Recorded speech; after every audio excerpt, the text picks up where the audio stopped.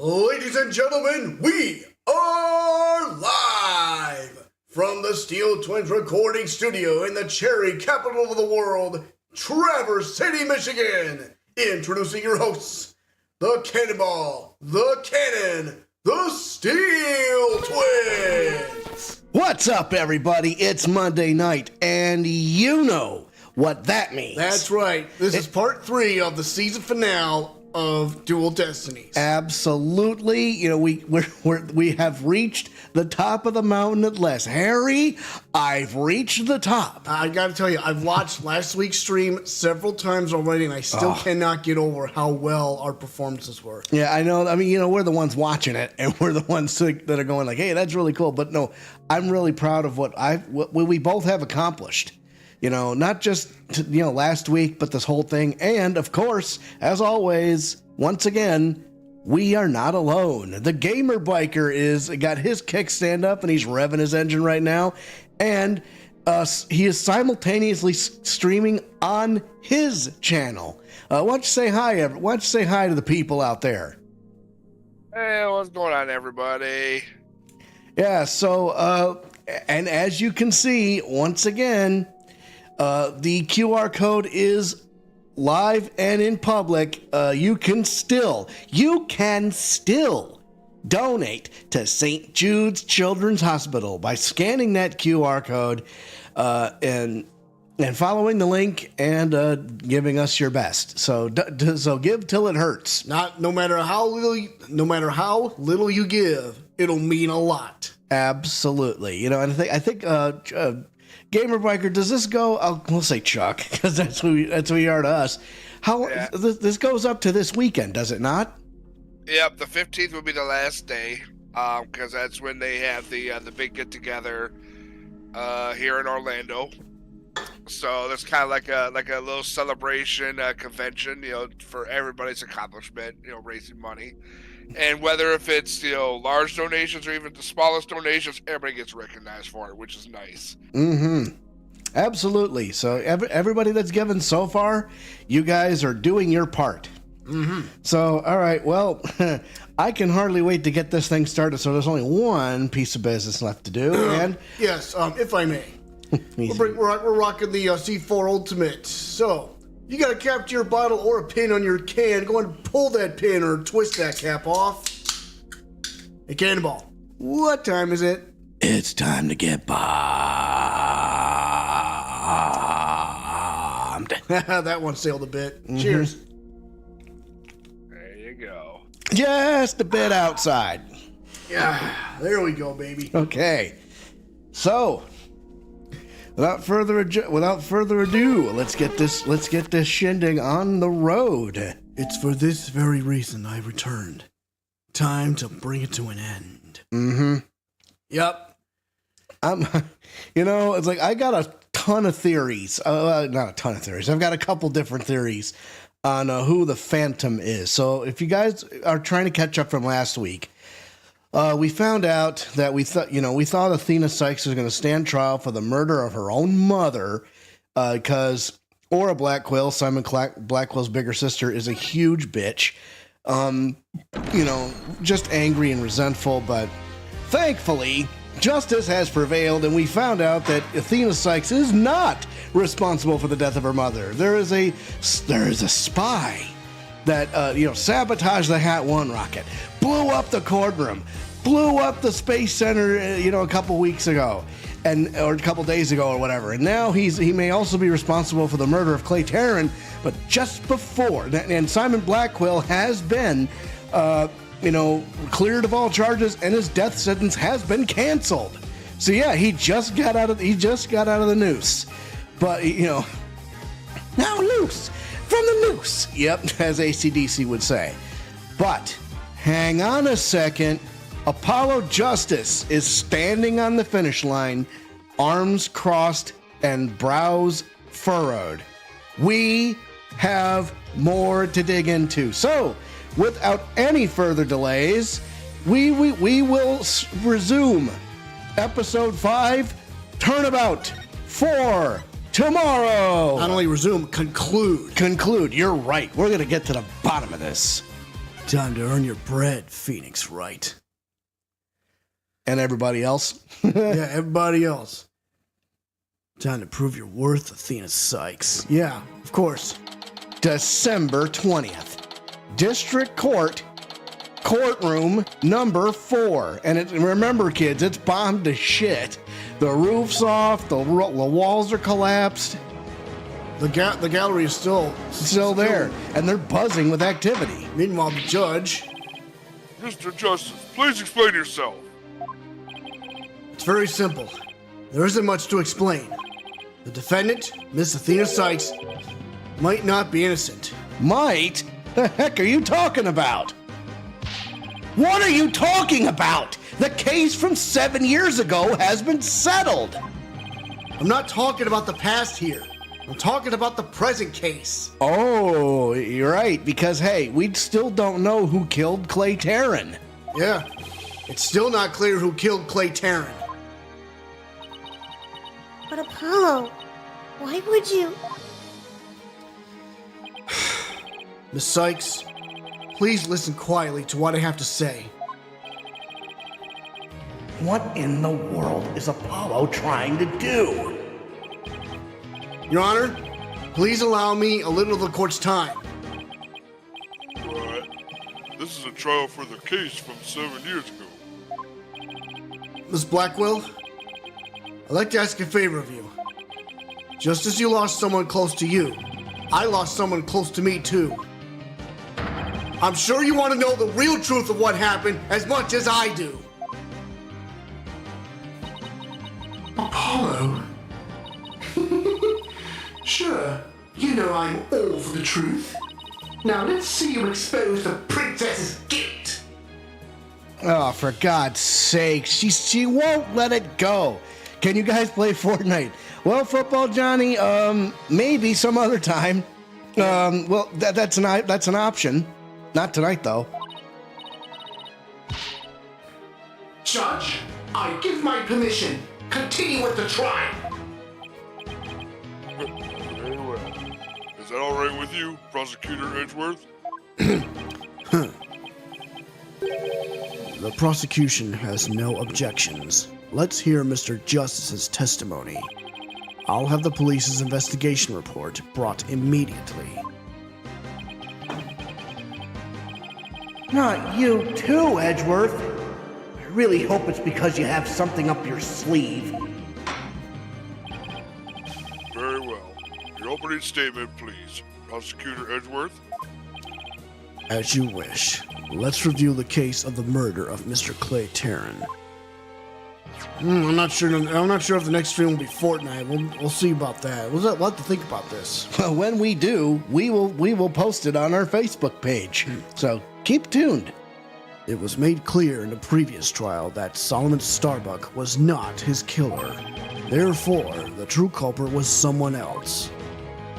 On that day, this culprit waited for the astronauts in boarding lounge 1. When the two men made their escape out of the Space Museum, the killer attacked Mr. Terran with the same type of knife that was used 7 years ago. The murderer then escaped into the Space Museum.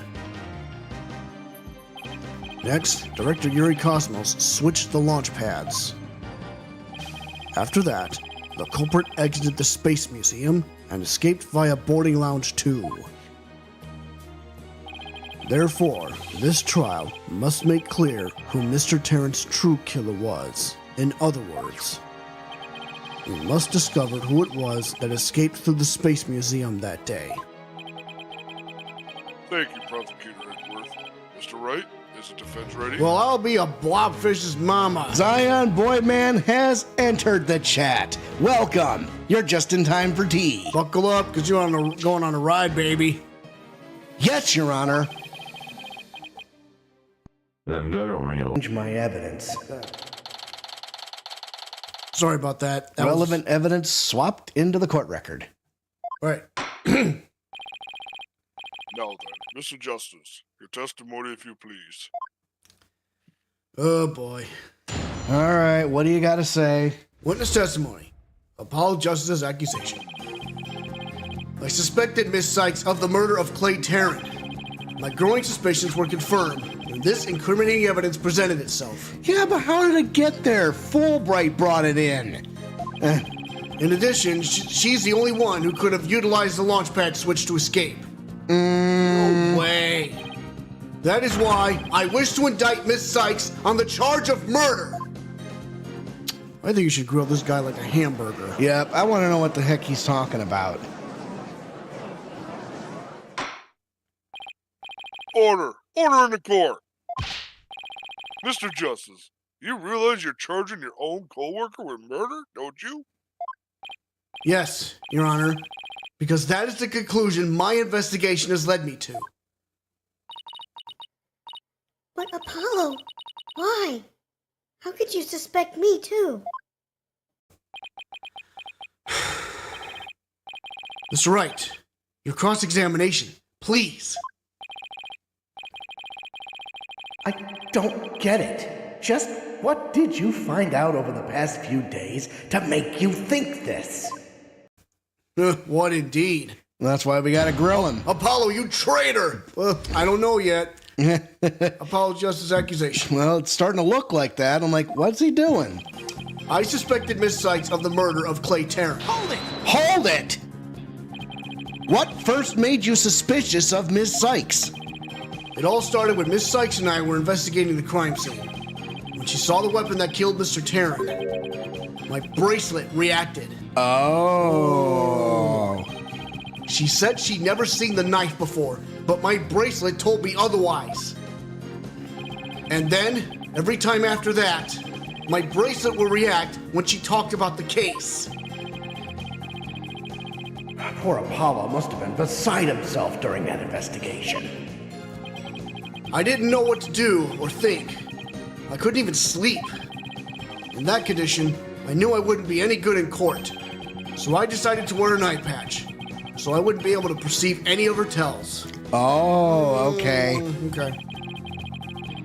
So that's why Apollo was acting so strangely. But the reason Ms. Cykes unconsciously reacted to the knife that way is because she stabbed her mother's murderer with one identical to it 7 years ago. Objection! But that knife was also the murder weapon that was used to kill Clay Terran. My bracelet could have also reacted to her because she knew she was his killer too. I guess he has a point. But my bracelet wasn't the only reason I became suspicious of her. My growing suspicions were confirmed when this incriminating evidence presented itself. Hold it! This is bullcrap. Yeah, it is. That's the lighter that was found in the Space Museum with her fingerprints on it, right? But even if it seems decisive, there must be other facts we don't know about it yet. If that's so, go ahead and prove it then. Look, honestly, I don't want to believe it's true either. But Miss Cykes was the only one who was in the Space Museum at the time of the murder. But Mr. Justice, Ms. Cykes had absolutely no motive to kill Mr. Terran. Objection! 7 years ago, Miss Cykes lived at the Cosmos Space Center. It wouldn't be strange if she had some kind of connection to him. What? What kind of connection?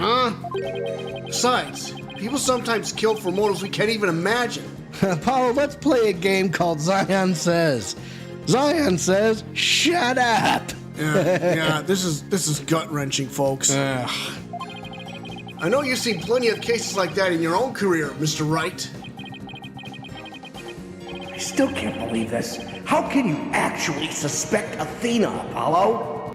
So basically, Apollo's playing devil's advocate in pursuit of the truth. In addition, she's the only one who could have utilized the launch pad switch to escape. Hold it! Isn't it possible that somebody else used that same escape route? I'm afraid not, Mr. Wright. Why not? Recall there is a security camera in boarding lounge 1 aimed at the launch pad door. Yeah? It's the camera that captured Mr. Terran and Mr. Starbuck. But there's also another security camera in boarding lounge 2. It recorded Mr. Terran's killer, or rather, Ms. Cykes, coming out of the Space Museum. A camera in boarding lounge too? First I've heard of it, but makes sense. Athena said she had snuck into the Space Museum the night before the incident, and then was overcome and passed out until around noon the next day. Yeah, that's no good. I was out until about noon of the next day. I didn't even know about the explosions. When I woke up, nobody was around, so I just went out into boarding lounge 2.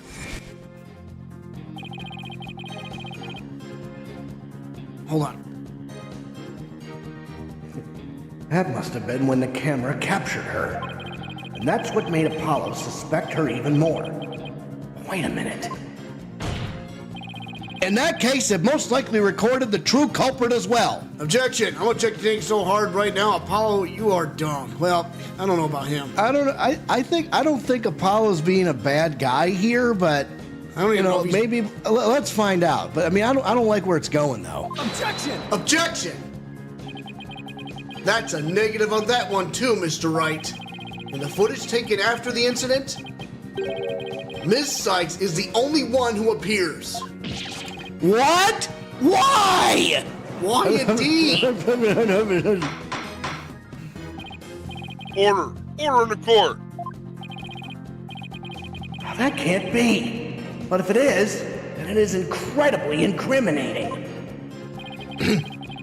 Wasn't it you who proved in the previous trial that the way the true culprit escaped was via the Space Museum after the pads had been switched? Cheeseburger. Cheeseburger. Yep, shout out. A fact you previously proved turned on its ear, leaving your client high and dry. I must say, that is vintage Phoenix Wright. Oh, shut up, Edgeworth. And that is why I wish to indict Miss Cykes on the charge of murder. Hold it! Believing in your client to the end is a basic principle of good defense. Shouldn't you extend that same principle to your own coworker? You're probably right. Maybe I'm not even fit to be a lawyer. However, I don't care. This case is special to me. I'm gonna go cheeseburger. Yeah, there you go. You know, It is special to Apollo. Clay was my friend, and that's why I just have to know the truth. That's the key, the truth.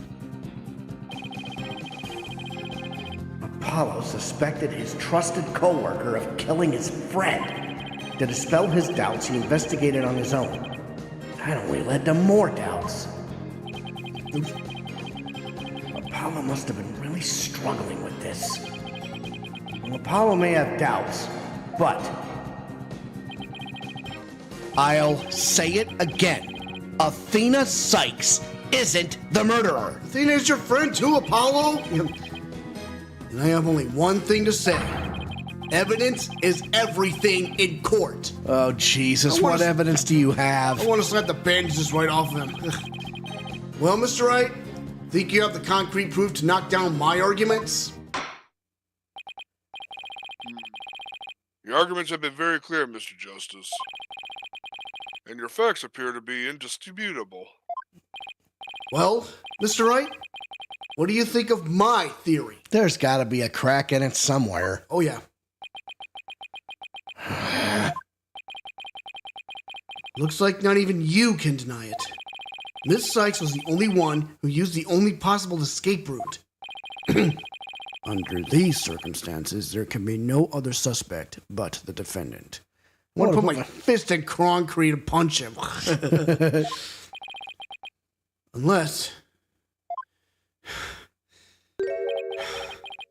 Unless you think there was an alternative escape route.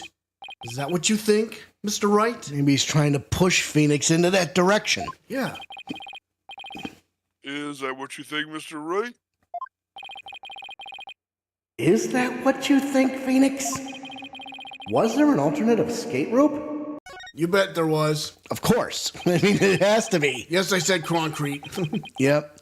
Yes, of course there must have been. Just don't ask me what. You're just bluffing again. aren't you? Me? Bluff? No way. He knows me too well. This is getting serious, folks. It's fine, Mr. Wright. Even a bluff would suit me just fine. As long as you can... As long as you can clear up this doubt inside me! You're fired, Apollo. No, not yet. Wait! So is that what this is all about? I want to believe in Athena. I really do. But what is faith without doubt? That's why I need to question her guilt. So that once the truth finally comes out, I can really fully trust her. So that you can really trust me? Then believe or you're fired. It seems your junior partner has just showed us what trials are truly all about. I believe you're right. We prosecutors painstakingly question every detail in pursuit of the defendant. While we lawyers believe in and defend our clients to the end. When both sides go all out against each other, that's when we discover the truth. That's what you're right, but shut the hell up. Precisely. And when the battle is over, we will understand the true meaning of trust. Go right ahead, Bubba. Go ahead. I'll take it from here. Yeah, do what you gotta do. That is exactly what trials are all about. Wouldn't you agree? Yes. I couldn't ignore the seed of doubt that was growing inside me. So I decided I needed to face it head on. Ugh. No matter what the truth is that is waiting ahead, I won't be afraid. So is Wright and Edgelord working together now? Of course they are. They always have been. They're working together to find the truth.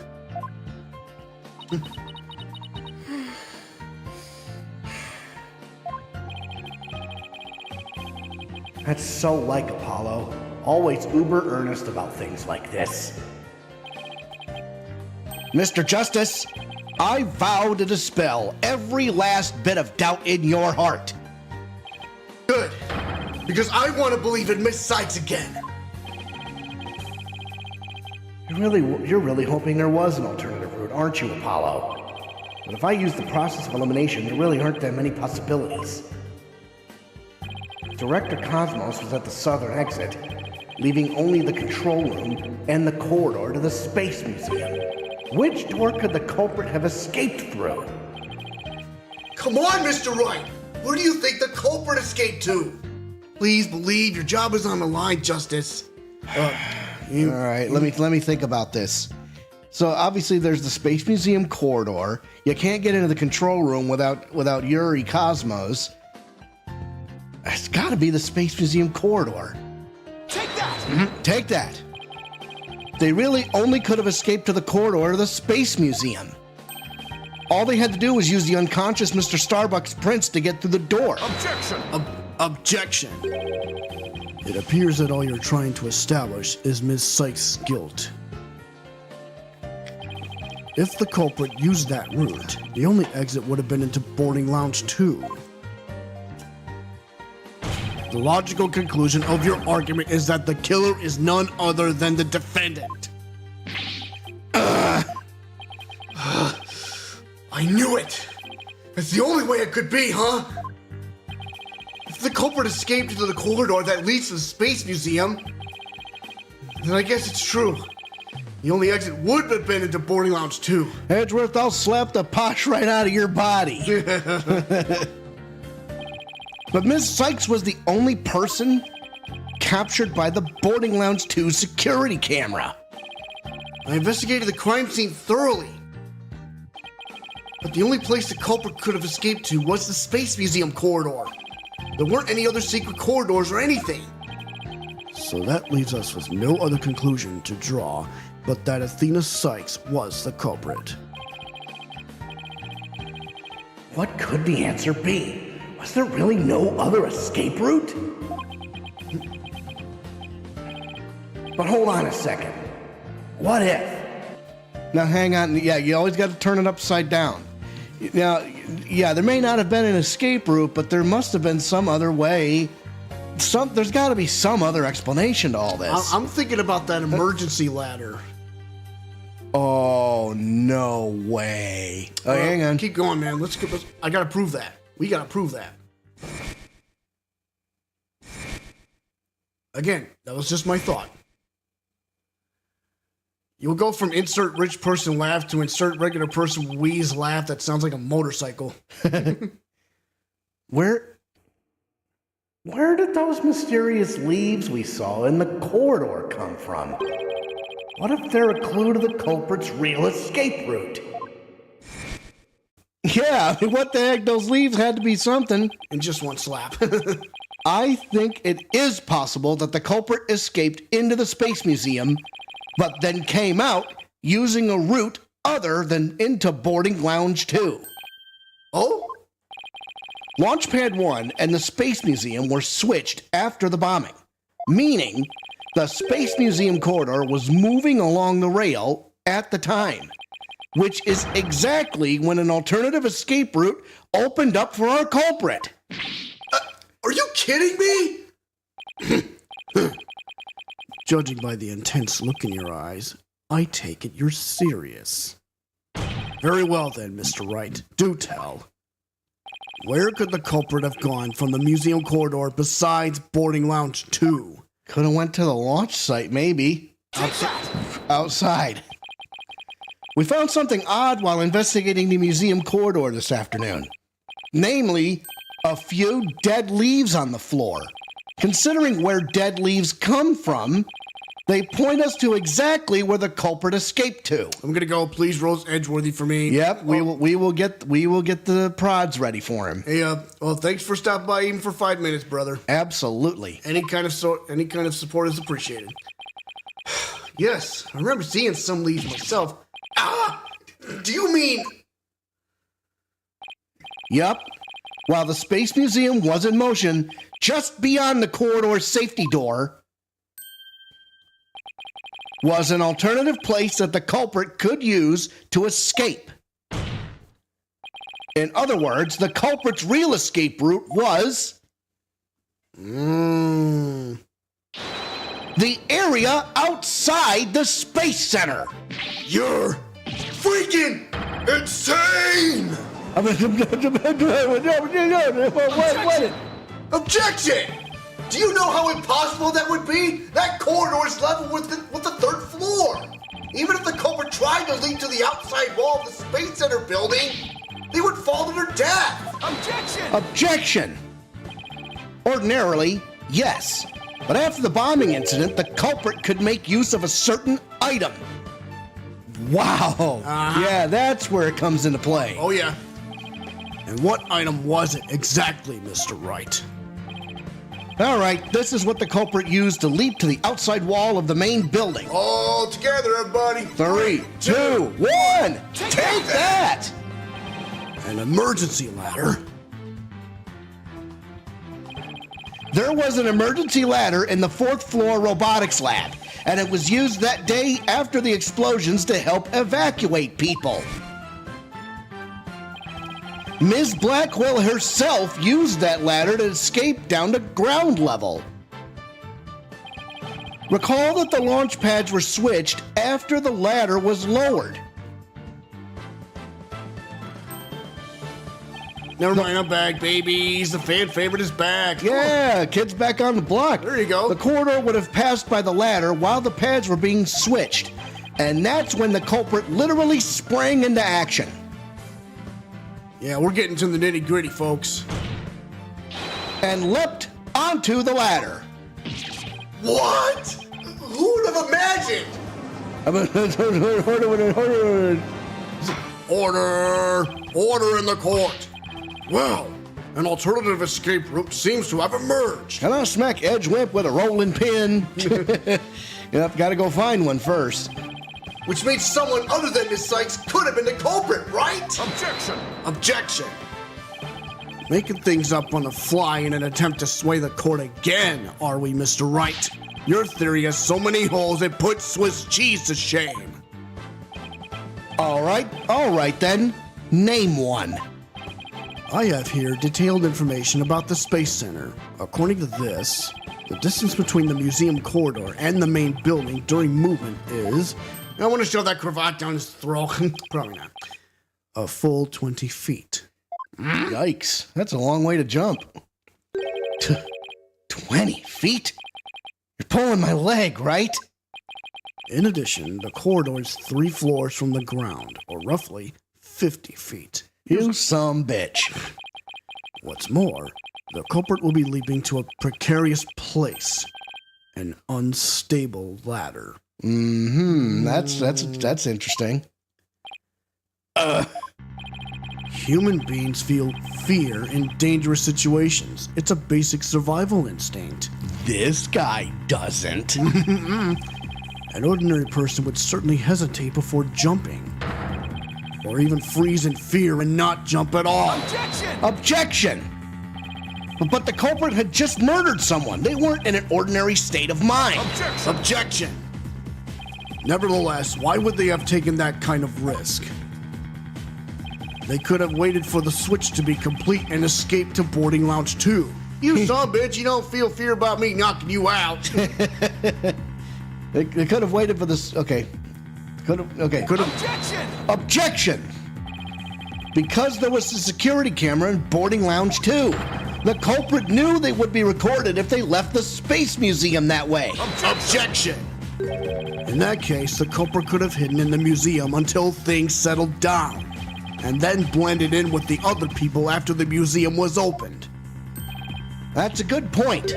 But you claim that despite all this, the culprit took a 20-foot death-defying leap, and all in the brief moment the corridor and ladder passed by each other?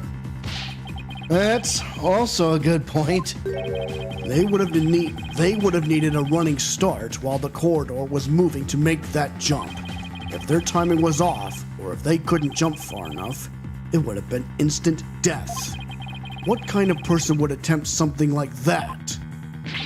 Stop bringing up good points, Edgeworth. How are we gonna win this sumbitch with Edgewhip smooth-talking, pedantic, pontificating, pretentious ass?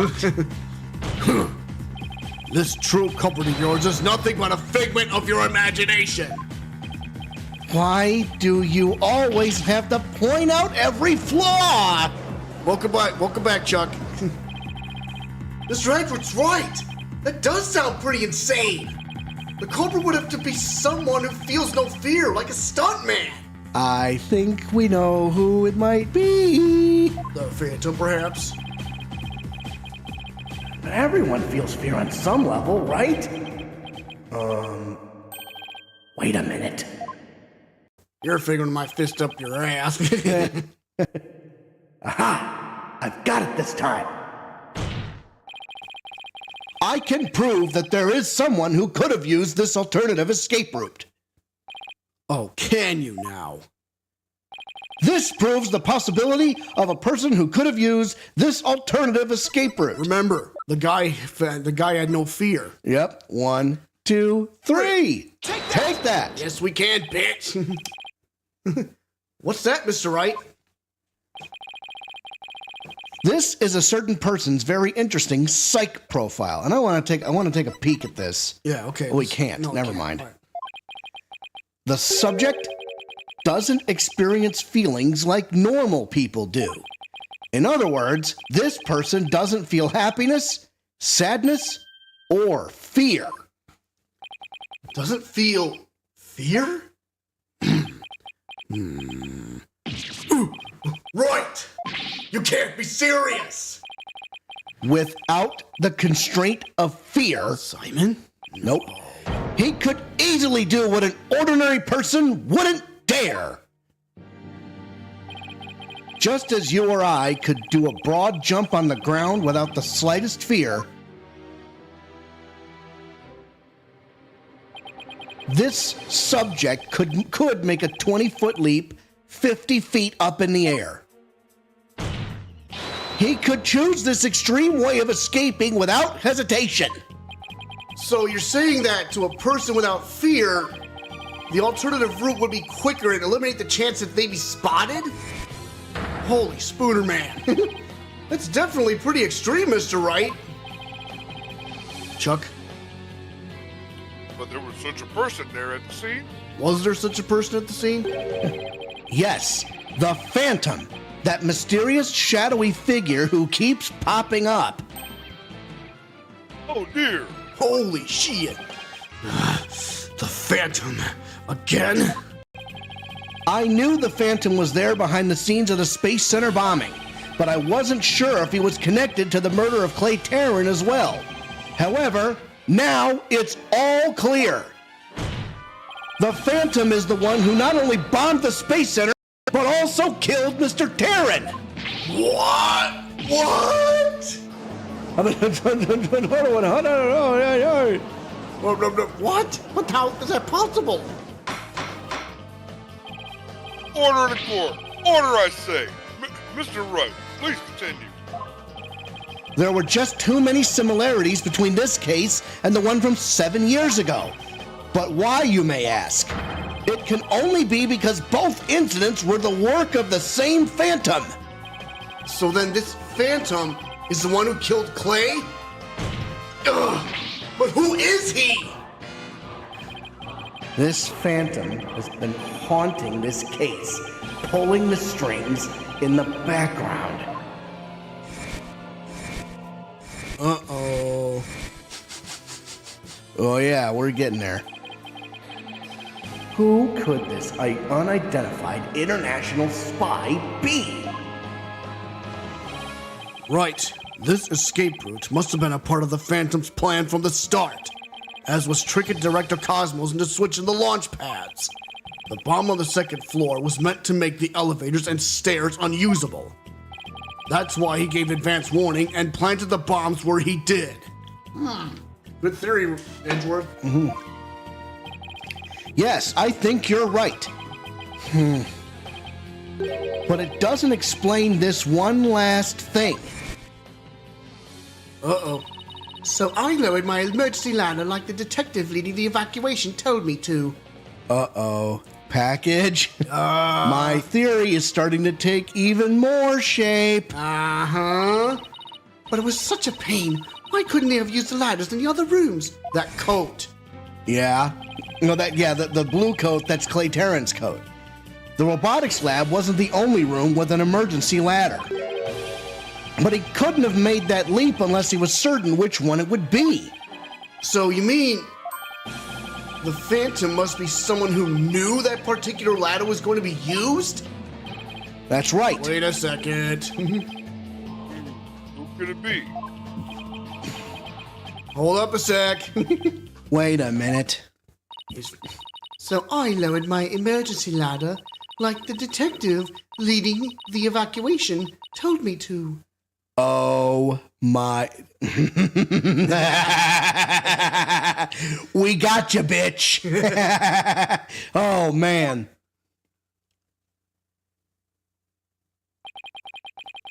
Ms. Blackquill lowered the ladder after being told to by the detective leading the. If it's who I think, I think so. Ah! You've gotta be kidding me! Did you figure it out right? Do you know who the Phantom is? Yes, I do. Who is it? Who killed Clay? All right, you son bitch. I don't think so. Our mystery spy, known as the Phantom, is none other than... My God, I was right. Yep. It's that dude. After the explosions, a member of the staff crossed paths with a certain detective. Wait, huh?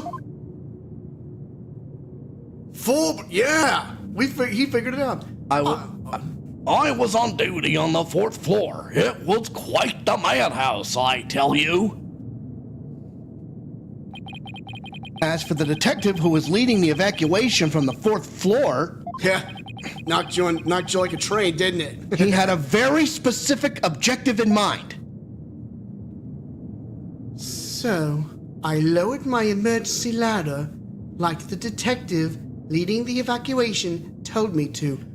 You need to process this. Yeah, take a minute. Take your time, breathe. brother. Breathe in, breathe out. Hands up and hands down. Back up. Tell me what you're going to do now. Roll it. Rolling. Had to get that out of our system. His objective was to secure his own escape route.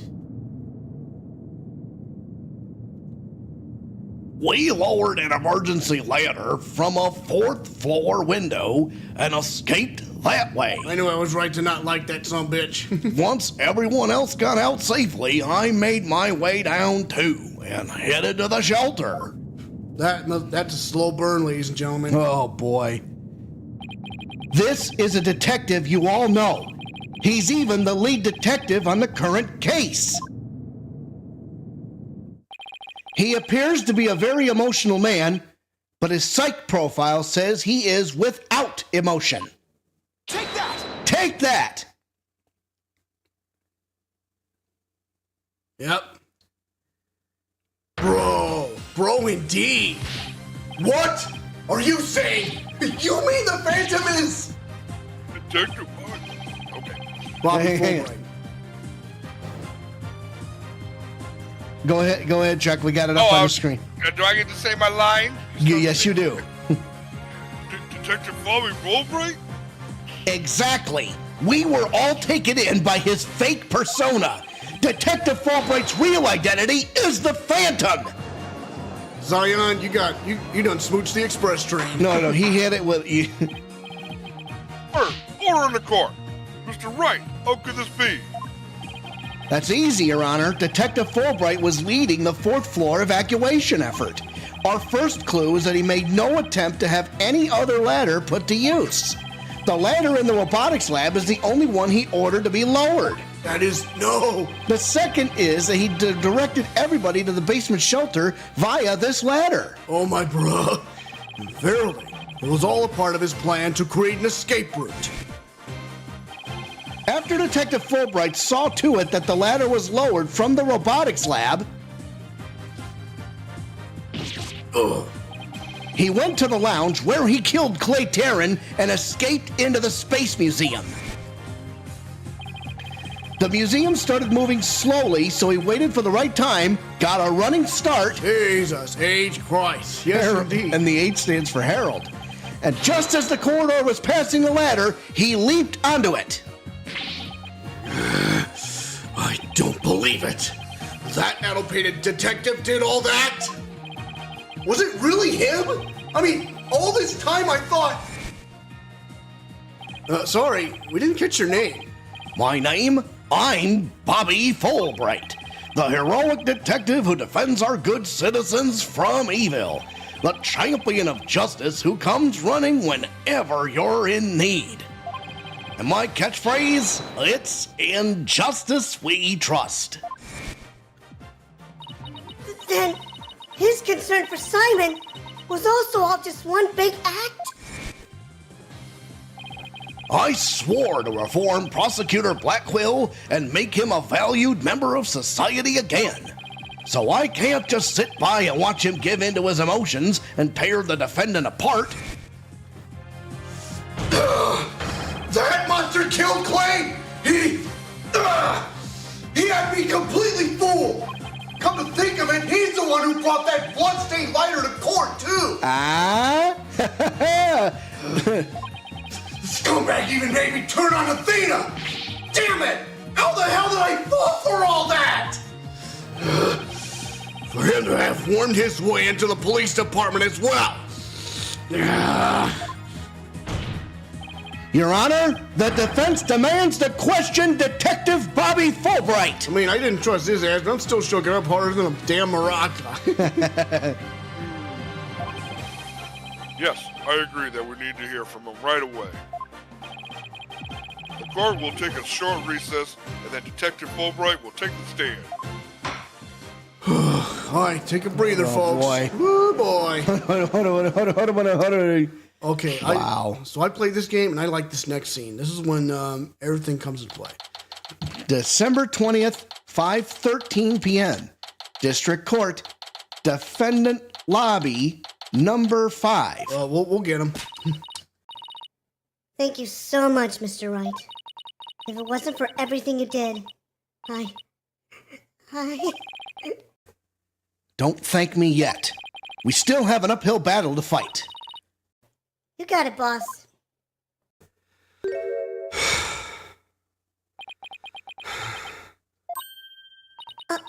Apollo!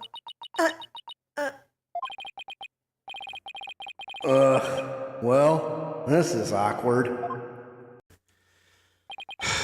Athena, can you do me a favor? Huh? What is it? Could you punch me, please? What? Why should I do that? Because I should have believed in you. I let the seed of doubt inside me get the best of me. I'm really sorry that I didn't trust... Ouch! Don't be such a dope! I was really touched by what you did! Huh? Now what are you talking about? I want to believe in Athena. I really do. But what is faith without doubt? That's why I need to question her guilt. So that once the truth finally comes out, I can really fully trust her. You took the time and effort to genuinely think about who I am and what I'm made of. After all that, how could I punch a true friend like you, Apollo? Except you just did. Oh, no, she slapped him. You didn't have any trouble slapping him a second ago. Thanks, Athena. And thanks for waking me up to reality again. Guess I know now who to call if I ever get sleepy in court.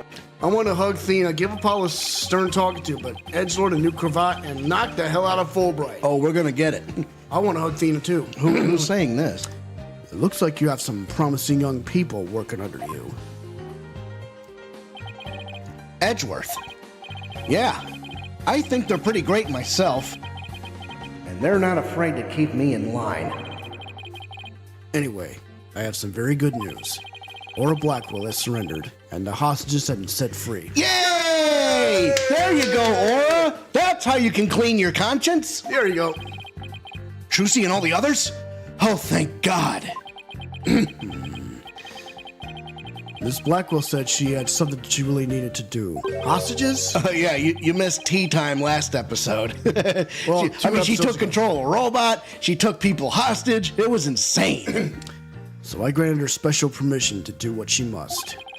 I wonder what it is. Miss Blackquill. I didn't come to apologize, if that's what you're thinking. Of course not. No. My actions are what allowed the truth of what happened 7 years ago to come to light. Thanks. But I did come because I had something to say to all of you. Miss Aura.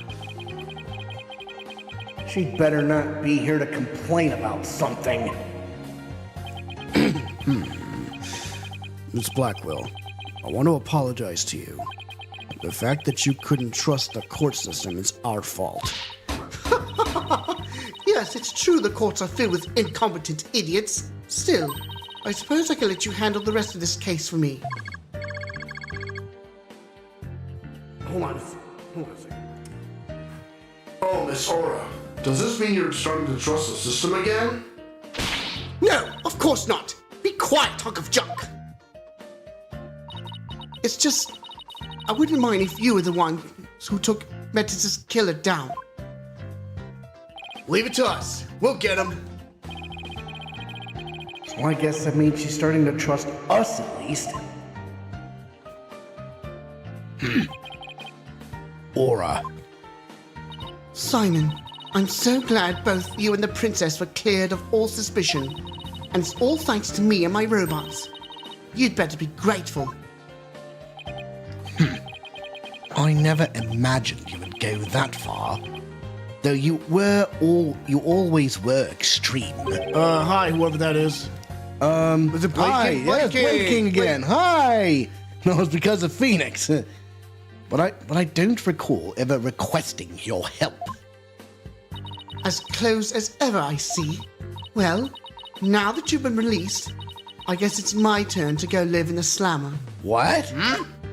She's turning herself in. I just hope you're not the prosecutor for my trial. You'd probably give me the death penalty. You know me all too well. I guess love can take on a variety of expressions, including stunted in their case. But I truly was about to be executed tomorrow. Though because of you, it looks like I won't be crossing the Styx just yet. You have my heartfelt thanks, Aura. I'm sorry I caused you so much anguish. Simon.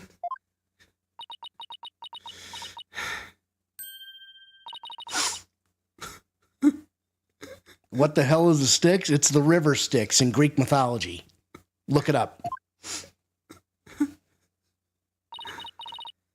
I'm so glad, Simon. So very glad to hear you say that. Aura. All right, that's enough of that. Bailiff, take me to the detention center.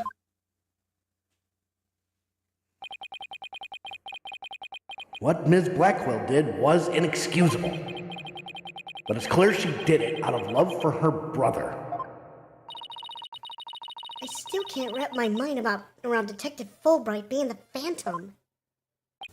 I can't believe he killed Clay. Right. And murdered my mentor, which brought great distress upon little Athena. Chief Prosecutor. Yes? I would ask a favor. Would you allow me to stand at the prosecutor's bench for this trial? I wish to claim the Phantom's head by my own hand. Here we go. That was my plan all along. After all, it's highly unconventional for a man of my position to stand in court. Sir, The formal paperwork has yet to be filed, but you are hereby conditionally released. Please take the prosecutor's bench in your official capacity and uncover the truth by your own hand. ooh, man, he's gonna get on his ass like white on rice. And a glass of milk and a paper plate in a snowstorm. I'm much obliged. That was good. The day to part with these has come at last. Chief Prosecutor, could you? Certainly. Run!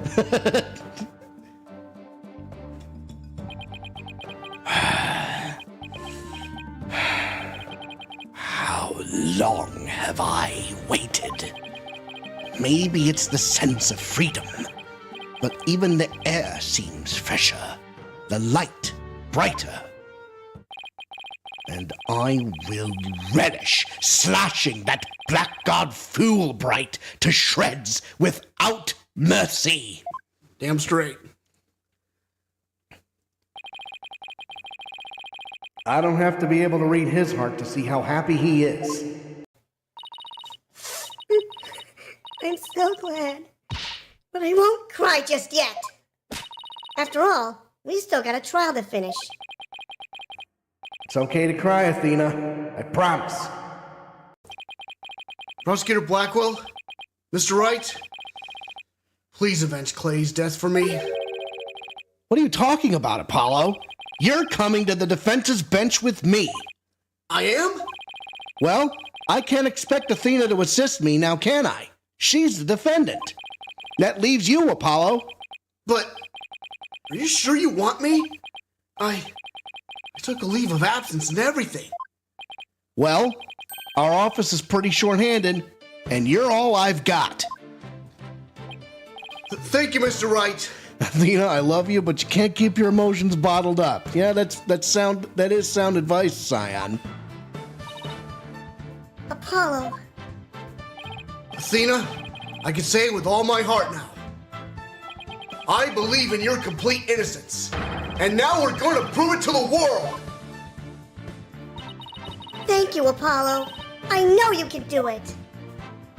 I got an idea about Fulbright. So, you won't be needing that eye patch anymore, right? Right, because I'm fine now. Here goes the jacket.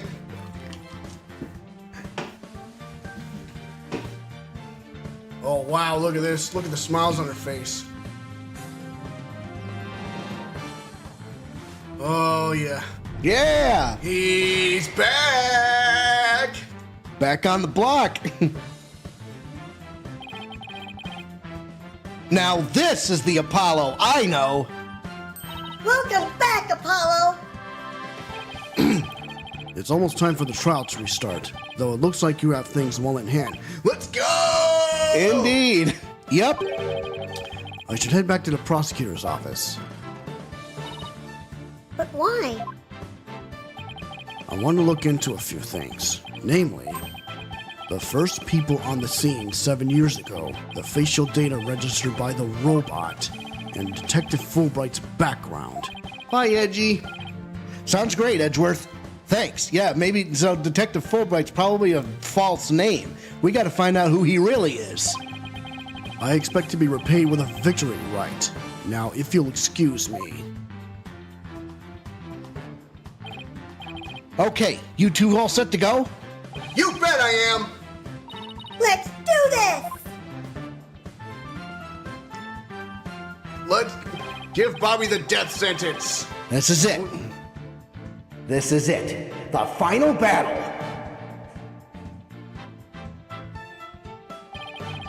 The murder of Apollo's friend. The courtroom bombing incident.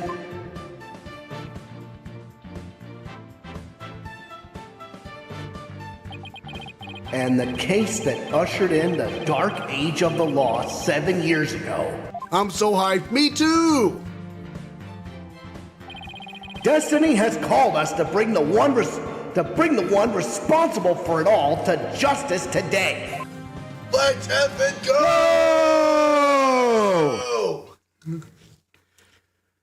All right, December 20th, 5:27 p.m.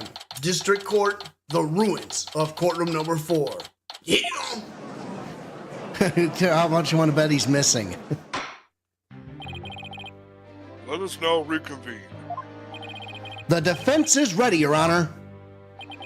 The prosecution has never been more ready. Without further ado, let's undo this Shit. You know, this is the first time we've been at the defense bench together since I debuted. Now that you mention it. Although back then I thought you were more loud than you were reliable. You really come a long way since then, Apollo. You've grown a lot. Well, there have been some hiccups, but I guess I've done pretty well. He's still got that ego of his, though. It's just been an hour, folks. Yep. Prosecutor Blackquill, with the 7-year mistake now resolved, you can finally take your rightful place. Yes, I guess we can keep the chit-chat for later. Bailiff, please bring in the witness immediately. Even with those handcuffs off, Prosecutor Blackquill seems to be pretty much the same. 7 years of grumpiness doesn't go away so easily, I guess. Well, here's the scumbag now. What's going on, everybody? Bobby Fulbright here. I heard I was needed on the stand, so here I am. I'll bet after the case, our hands must hurt like hell. Yep. Detective Fulbright, do you know why you have been called to give testimony? Yep. 'Cause there's only one reason why I'd be called. And that is because it's time for justice. And justice we trust. Objection! Objection! You can't fool us with that act anymore. Your justice is nothing but lies. What? Are you questioning the integrity of my sense of justice? I mean, sure, sometimes I make mistakes, but hey. He's acting exactly the same as always. I think I had... Never mind. Tell me about it. He must be feeling awfully confident. Even the audience bench trying to attack forward. Let me at him! Fool Bright. If you wish to dispel our suspicions, then let's get to your testimony. All right, fine. You want me to prove my righteousness? I can certainly do that. All right, time for the witness testimony. The embodiment of justice. I am the very embodiment of justice itself. I won't have you make me into a villain with your far-fetched arguments. And this bit about the escape route is only a theory. You don't have any proof. What we do have is proof that Athena Cykes is the culprit. This lighter with her prints on it. Bullshit. So you're saying the suspicions against you are completely false? And that defendant is the real culprit? Lies, Fulbright. Absolutely, Blade King. Get at him. That's right. Mr. Lawyer's escape route is totally circumstantial. Oh my shit. He doesn't have any proof that I made a big leap onto a ladder. What's that mark on his face? I don't know. Oh boy. We don't have proof. You are correct about that. However, you don't have any proof for your claim either. I guess you're right. Well, you can't define justice with evidence. Who can define it anyway? Justice just is. Objection! Objection! Don't make me break out a dictionary on you. Nah, please don't throw the book at me. Ugh. Tell me the Phantom didn't just make me set up a stupid pun for him. Let's just try not to lose focus, all right? But my justice is crystal clear.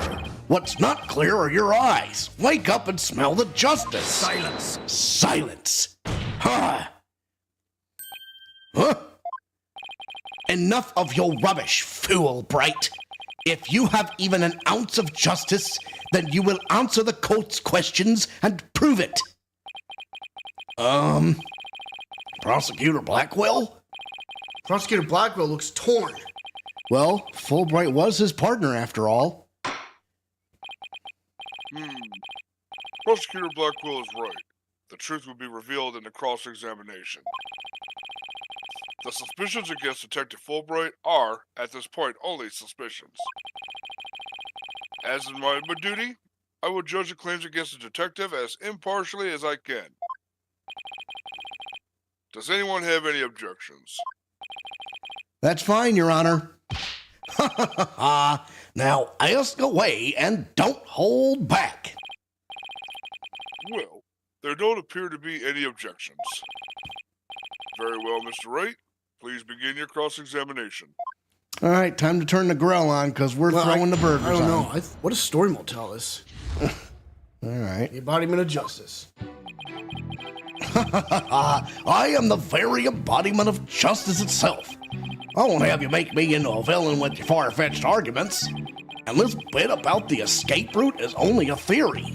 You don't have any proof.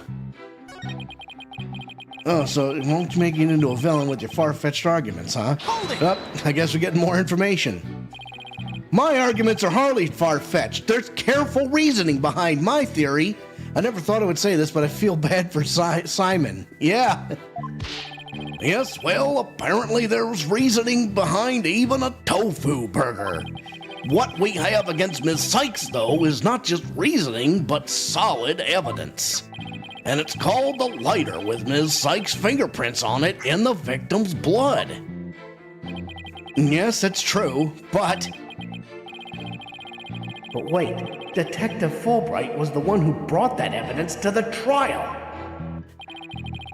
if you harbor any suspicions, I suggest you ask Fulbright, right, Dono? Especially about that lighter. He's right, but what exactly should I ask about it? The number of prints. Yeah, the number of prints or the position of the prints. So how many prints were found exactly? 3.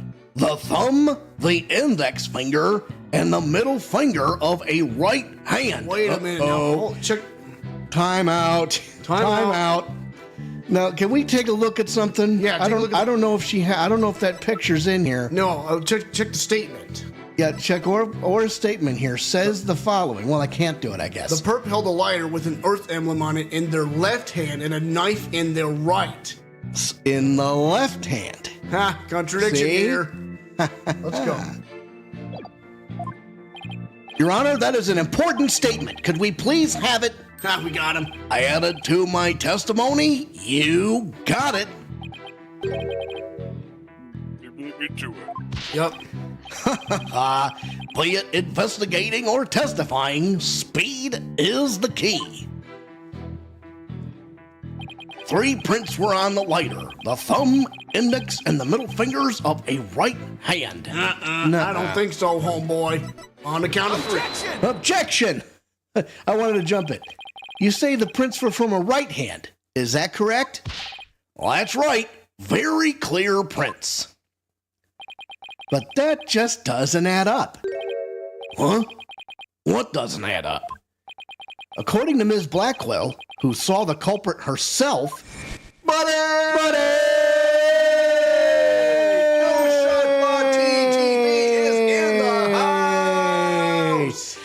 No Shot by TV is in the house, as Andrew just said. It's so lovely to see you, my friend.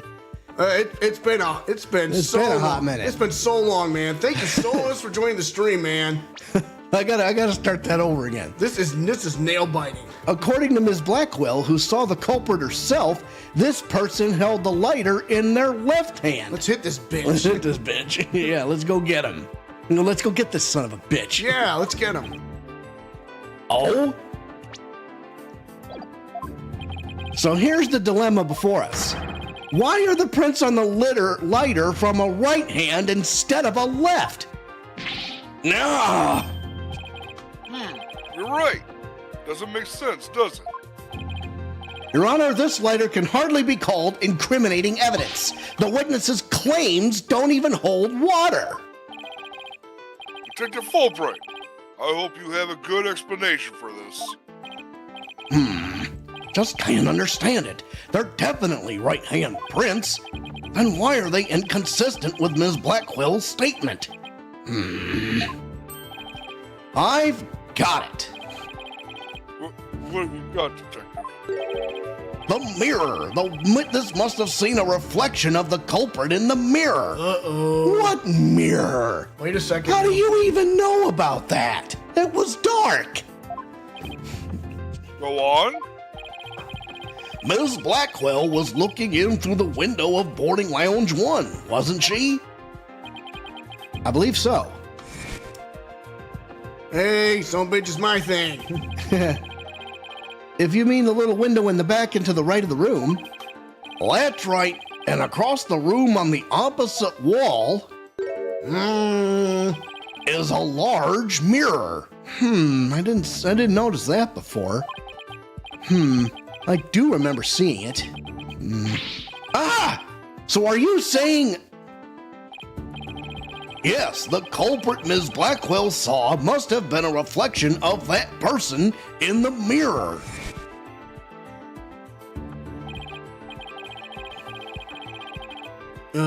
Chuck, you there? Ah, I see. In that case, right and left would appear reversed, wouldn't they? Now do you see? That's the logic of pure justice. Time out. Look at that mark on his hand. The X mark. Yeah. Why is there an X mark on his glove? Could it be that it was the wound that Athena? No. That can't, well, that doesn't even make any sense. Makes no sense at all. Anyway. Objection! But your argument is only conjecture. You don't have any proof that what Ms. Blackquill saw was a reflection. Silence. Right, Dono. You'd sooner nick yourself than him like that. Right, Dono, you'd sooner nick yourself than him like that. Put some more muscle into it. Huh? Ha ha ha ha. That's right. Besides, the lighter couldn't have been in the left hand. And why not? Ms. Blackquill said she saw an Earth emblem on the lighter, didn't she? That emblem is only on one side of the lighter. You're right. There's no emblem on the other side. Exactly. As blank and smooth as the judge's fine scalp. If the culprit had held the lighter in their left hand, they would have covered the emblem. Uh-oh. What's more, this is the kind of lighter you flick open with your thumb before lighting. So if the culprit held it in their left hand with the emblem out and visible, they wouldn't have been able to open it, let alone light it. But if they had held it in their right hand, they could have easily opened it and light it. This all means that the culprit was definitely holding the lighter in their right hand. No! Come back, my beautiful contradiction. The pears you've planted a flower that bears no fruit. See how it withers before my flower of justice? He's tough. He's managed to discredit almost everything I've proven up to this point. In justice we trust. Now do you see? I'm not this phantom you've been talking about. I mean, are you sure there really is a spy? I bet they're just a figment of your imagination. I'll shove that badge up his ass. You know what? Go get it. Yeah, do it. Do it. Oh, it's so sad. So very sad.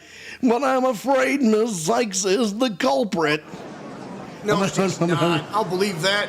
Hold it! Hold it! Detective Fulbright, I believe you said that the emblem is only on one side of the lighter. Can we take a look at that real quick? Oh, we can't do it. No. Shit. Are you sure about that? Shoves the badge up his guilty ass. Of course I'm sure. Why don't you take a look for yourself and see? Do you see an Earth emblem on both sides of the lighter? Uh-oh. I knew it. You're lying, Detective. Pardon me? You mean? Yes, my bracelet reacted to his statement about the emblem. He's definitely hiding something big. And I think if we use my talent, we might be able to figure it out. Fulbright, Justice Dodo, are you to use that cheat of yours again? It's not cheating, Prosecutor Blackquill. Very well. Whether I like it or not, I suppose we should use whatever works right now. Go on, then. We have Prosecutor Blacquill's reluctant blessing, apparently. Okay, Apollo, you're up. Here goes then.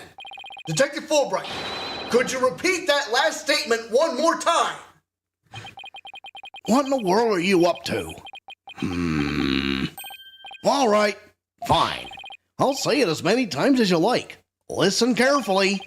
The Earth emblem is only on the side that you can see when held in the right hand. Go get him! Let me see if I can find it myself. Yeah. The Earth emblem. Nah, it's gotta be down there somewhere. Is only on the side that you can see.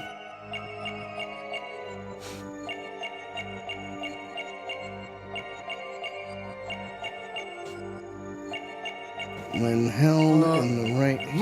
Look at his left. Well,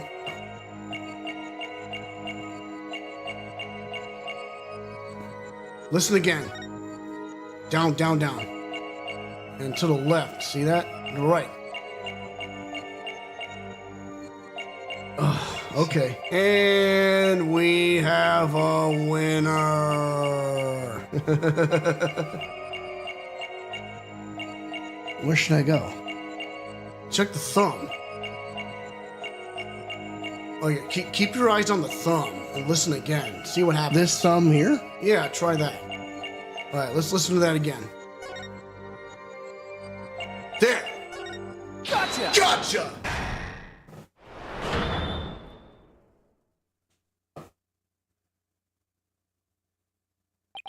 Detective Fulbright, you might not be aware of it yourself, but whenever you say the phrase, the Earth emblem, your left thumb moves. We got a winner! In fact, it appears as though you're running it along the edge of your holster. Well, Mr. Lawyer, I don't have the foggiest notion of what you're talking about. Be that as it may, I know it has something to do with the lighter. Let me examine it. Oh, but why? You're not making any sense. You can't just... Silence! Heh. Be still and do as you're told, fool Bright. Bullshit. If you have nothing to hide, you shouldn't mind them having a look-see, should you? What? Not you too, Prosecutor Blackquill. Chuck? Not sure what this is all about, but if Prosecutor Blackquill insists, it must be something important. I will allow the defense to examine the lighter.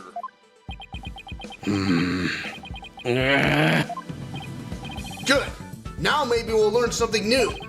I hope so. Ooh. Now let's check every inch of this thing. Yep. That's what she said. Yeah. Oh. What's this? Oh, yeah. The back is covered with blood. Say, do you notice anything funny about this blood stain?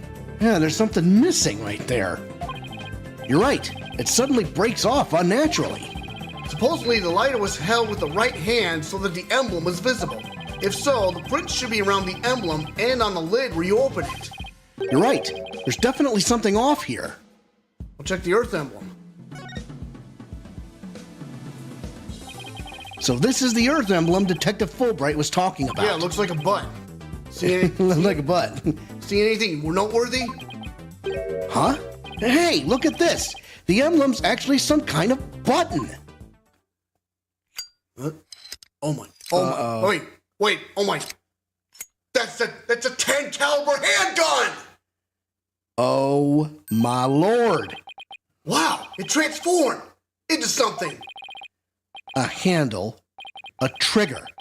Is this what I think it is? Remember the 10 caliber Yep, Oh, never mind. Sorry. Holy hell indeed. There's no question, it seems. What you have there is a gun. What? A gun. So that's it. Your Honor, please recall this morning's trial when Director Cosmos was on the stand. The bullet that hit the oxygen tank was extremely small, maybe a 10 caliber. This little compact gun probably takes bullets of that caliber. Fulbright, we got you. Looks like this is a gun that was fired at the scene. Flabbergasted. The lighter was a gun? So when Detective Fulbright would touch his holster, Got your ass kicked, Fulbright. That's right. Whenever he mentioned the Earth emblem, he must have subconsciously thought about the secret behind the lighter. In other words, he knew it was a gun from the very beginning.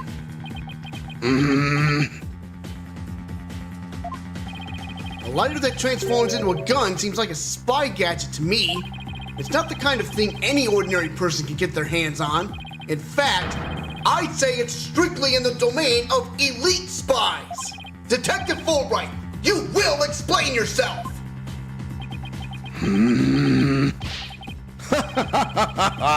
There's nothing for me to explain. I didn't know the lighter could transform. I mean, it was found in the Space Museum and then I brought it straight in. I didn't even have time to check it out. Objection! Whenever you mention the Earth emblem, you touched your holster. You subconsciously did that because you knew it was a gun. Accuse me all you want, but where's your proof? Do you have any evidence that I knew the lighter was a gun? Not exactly. And whose prints are on it? Miss Cykes' prints. It proves that she's the culprit who fired the gun at the scene. Ugh. It would appear that the detective is right. Oh, shut up. Are you guys really trying to prove your client innocent or what? Although it pains me to do this, now that we are where we are, Wait. I have to make the following assertions, coming from the prosecution side. The person who fired the gun at Director Cosmo was in the lounge after the incident. And the person Ms. Blackquill saw holding the lighter, and the person who murdered Mr. Terran, and the person who bombed the Space Center are all the defendant Athena Cykes. The prints on the lighter are decisive proof. Shut the hell up, you braggart. No! Now do you see? A man on the side of justice couldn't possibly be the culprit. And I think this about sums up Ms. Cykes' part in the whole affair. The evidence certainly does seem to point to the defendant's guilt. Glove hides fingerprints. Fulbright does have gloves on now. Maybe he had gloves on at the time, and when Athena picked it up... Why would she pick it up? I don't think so. Do you have anything to say, Prosecutor Blackquill? Evidence is everything in court. Therefore, Fulbright's claims stand firm. But... Calm down, Apollo. He's just saying that because he has to as the prosecutor.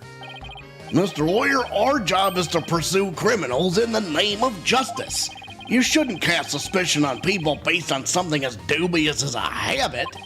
In fact, you have a bad habit of showing up in court with an awful case of bad head. Objection! Objection! Says the man who wears sunglasses at night. If it's proof you want, it's proof you'll get. I'll prove that this lighter's not Miss Cykes', but yours. I don't know. Sounds like you've hit on something, Apollo. I don't really know. I'm just thinking out the side of my neck. It's just, if the prints on the lighter are the basis for accusing Athena, I think we should reconsider the credibility of the evidence itself. Yep. You mean you think this lighter might be forged evidence? That's right. It could all be part of Fulbright's bigger plot. Did he do anything out of the ordinary while I was off on my own? I can definitely think of a few things. It is indeed. Have a look at this. What's this? A lighter? Detective, we'd like to run a comparison on some prints we found in the boarding lounge. Ah, yes, I just happen to have compiled the print data of everyone related to this case. Forged ever what? I can always make another copy for myself, so it's all yours. Consider it a gift. That's why he was being so cooperative. If we assume he's been laying a big trap for us all along, there's gotta be something off about this piece of evidence. What's wrong with the lighter as a piece of evidence? The owner of the prints. That's what. Yeah. It can't possibly be Athena's.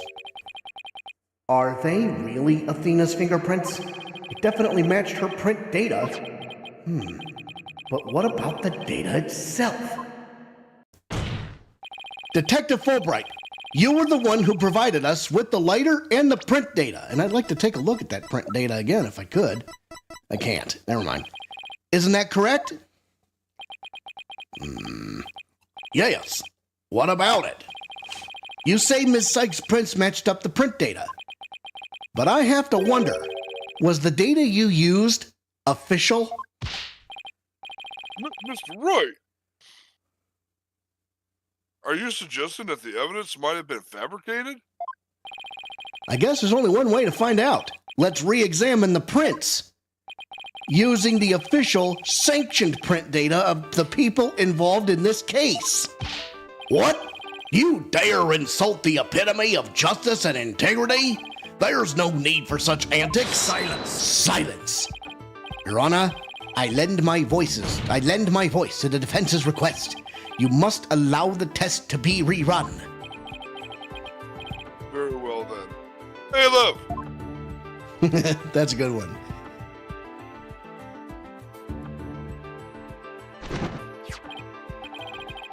Ah! It appears that the official data is here. And the results?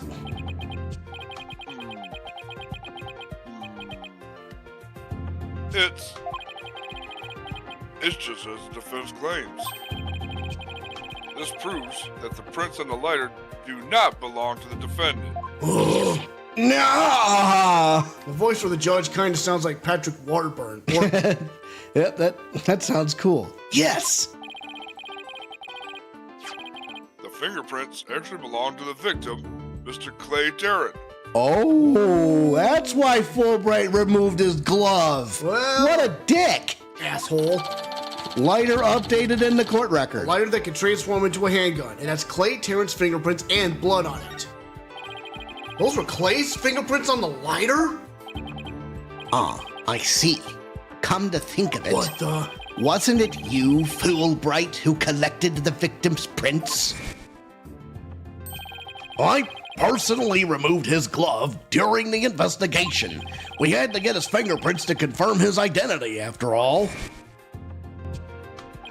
When you took the deceased's fingerprints, you could have easily planted his prints on the lighter with his blood, after which you wiped the blood off of his hand. No. By your own admission, you were also the one who compiled the phony print data. Wait one fluffed minute. All to put the blame on Ms. Cykes. No. Why does he not have socks on? This ploy must have been to distract us from the Phantom who was behind everything. Kill him. You were out to create the impression that the Phantom wasn't the true culprit. So, does this mean Detective Fulbright really is the Phantom? Remember the killer's escape route.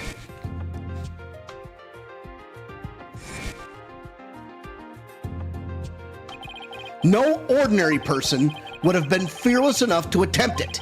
Nobody but the Phantom, the man with no emotions, could have done it. No! I don't blame you, Zion.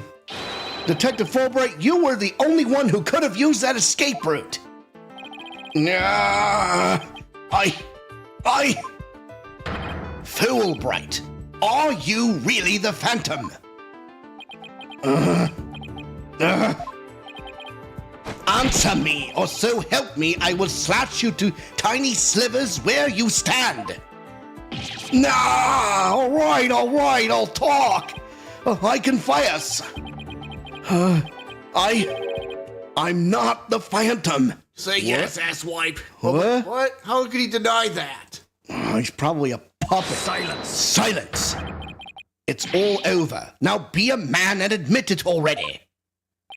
But I'm not a spy. I'm an undercover investigator. I've actually been after the Phantom myself. An undercover investigator?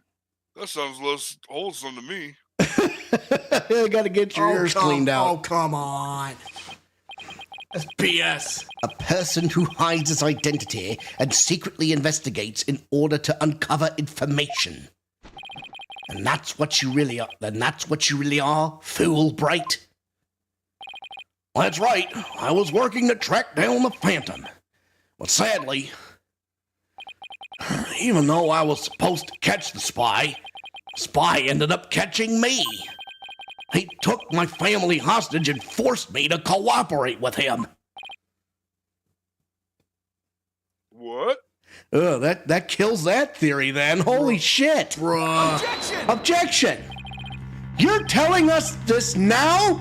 But what if what you say is true, then who was the mystery person Ms. Blackquill and Mr. Starbuck saw? It was the Phantom, I tell you. All I did was help him by having that emergency ladder lowered for him. Objection! I don't believe you. Then how do you explain the fabricated lighter? I don't believe this shit, not one damn bit. Me neither. Yeah, that was also one of the Phantom's demands. Being the detective in charge of the case, it was easy for me to fabricate evidence. Pinning the crime on Athena Cykes was just another one of the Phantom's orders. And you expect me to buy that? Fulbright, what was the Phantom's ultimate objective? I was told it was to sabotage the rocket launch. Someone who didn't want the launch to happen must have given him the order. Actually, I have to apologize to you too. The Phantom told me to get close to you. He ordered me to get back that psych profile you have on him. Arrest him for aid and abetting, I guess? So he sent a buzzard of his own to tail me this past year, did he? I haven't been a champion of justice. I've just been a pawn of evil. A pawn of the Phantom who stole the moon rock and killed Dr. Cykes 7 years ago. Enough, fool Wright. Just tell us the Phantom's true identity. I don't know. He was very careful to hide it. He has top secret information for all kinds of corporations and countries. There's a number of organizations that want him dead. If people believed I was the Phantom, I could be killed on the spot. Why, I bet even now... Uh-oh. There are assassins lurking nearby. This case is about the Phantom, after all. With the ceiling blown off, I suppose you are vulnerable to a sniper's shot in this courtroom. Just 2 seconds ago, Fulbright was treating Athena like a criminal. Does he really think he's gonna lie his way out of it now? Fulbright's probably someone in disguise. But on the surface, everything does seem to make sense. This could be bad, Mr. Wright, if we can't find a flaw in his logic. He's right. After we've come all this way, we can't let Fulbright wriggle free now. There, I finally told the truth.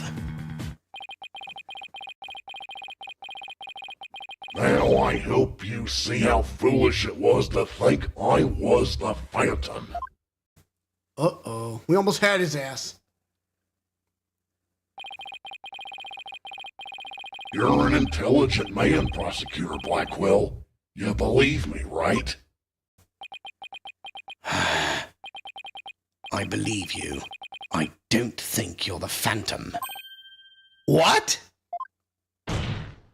How can you say that, Prosecutor Blackquill? It's obvious he's the Phantom. Silence. Evidence is everything, right, Dono? And you must admit there's no clear evidence that Fulbright is the Phantom. Nah. Yes, as I recall, the only solid proof we've seen up to this point is the fact that Detective Fulbright fabricated evidence. But what?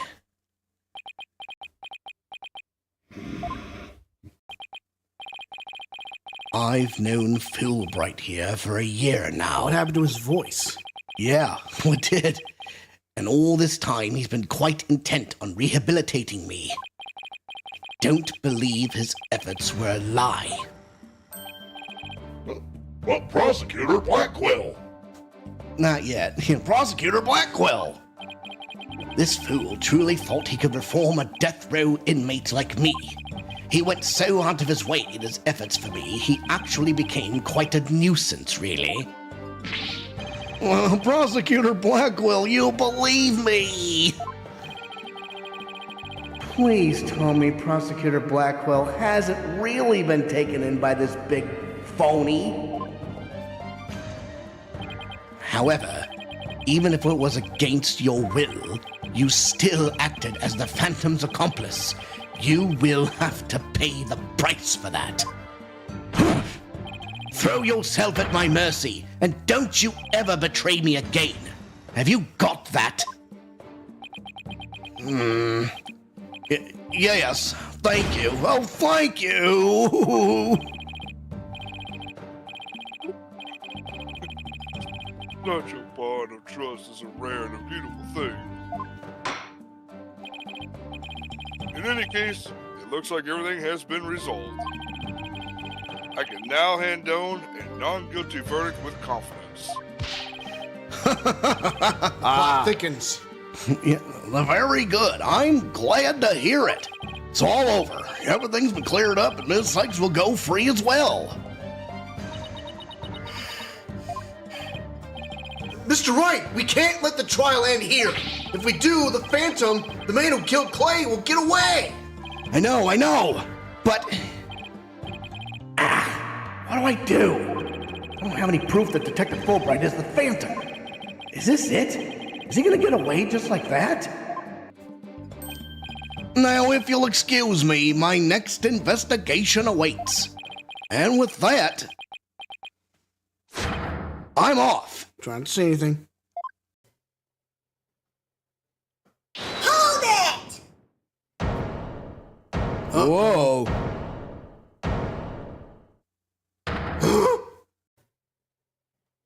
The defense...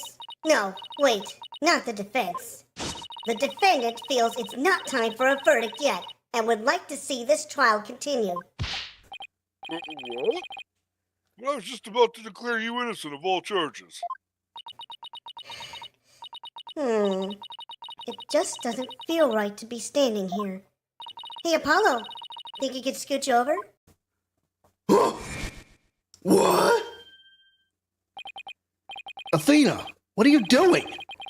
Hope we don't get held in contempt of court. I have some questions for you, Detective Fulbright. Are you relieved that you are no longer under suspicion of being the Phantom? Are you grateful to Prosecutor Blackquill for what he's done for you? Of course I am, and I'm truly grateful from the bottom of my heart. This is more stressful than a DL6 case. Indeed. Athena, where are you going with these questions? I have yet to hear a single emotion behind any of Detective Fulbright's words, boss. Oh. The suspicion against him has been cleared up, but he's not feeling happy at all. What? Does that mean... We may not have any evidence, but the heart doesn't lie! Get up on your feet, everybody! Listen to that music! That's it! With your special ability, we just might be able to stop him! Your Honor, the detective has been deeply traumatized by our accusations. Whoa, mama! Yes, well, even before all this, I thought he was a rather odd fellow. If he doesn't get counseling right away, who knows what might happen to him?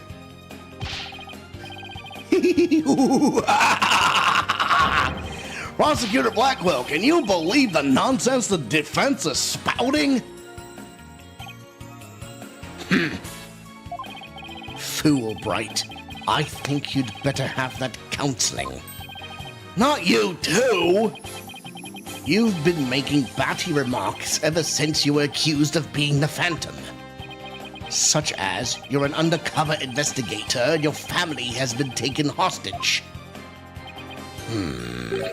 I fear you might have finally lost it.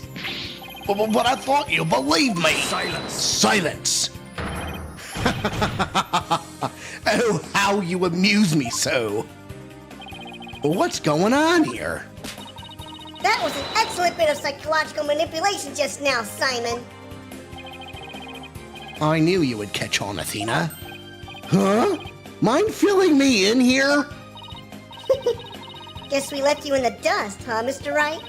Simon was only pretending to believe Detective Fulbright because he knew I'd notice if there was a lack of emotions, like joy or relief in his response. So he gave me the chance to take a listen. And listen I did to the voice of Detective Fulbright's heart. What? You two were working together just now? Huh. Come now, Athena. Show us what's inside Fulbright's heart. You got it. Time to check the instant replay. Widget, mon ami, let's do this. You heard the lady? Mood Matrix, activate! Yes, Zion. Oh, I love Athena's music so much, man. This objection theme is a bop. Thank you for believing in me, Prosecutor Blackquill. I am an undercover investigator, but the Phantom was coercing me. He stole the moon rock and killed Dr. Cykes 7 years ago. I'm a bad person for cooperating with such a man. Oh yes, bitch. But he took my family hostage. What else could I do? Keep going. Even with all his over-the-top expressions and gestures, he's registering no emotion at all? It's just like I thought, and right in line with the Phantom psych profile.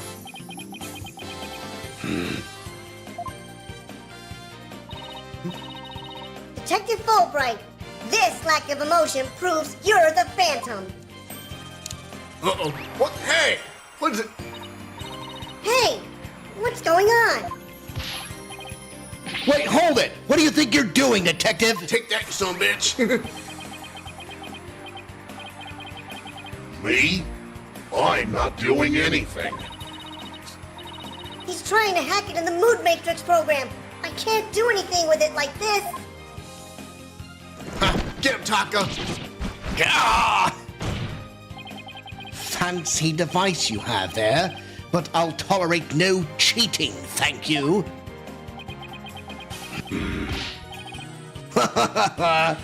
Go ahead. Sorry about that. As an undercover agent, I tend to use my secret arsenal without even thinking. More like as a spy. Thanks, Prosecutor Blackquill. There. Now that you can't hack me anymore, I dare you to try to hide your lack of emotions from us.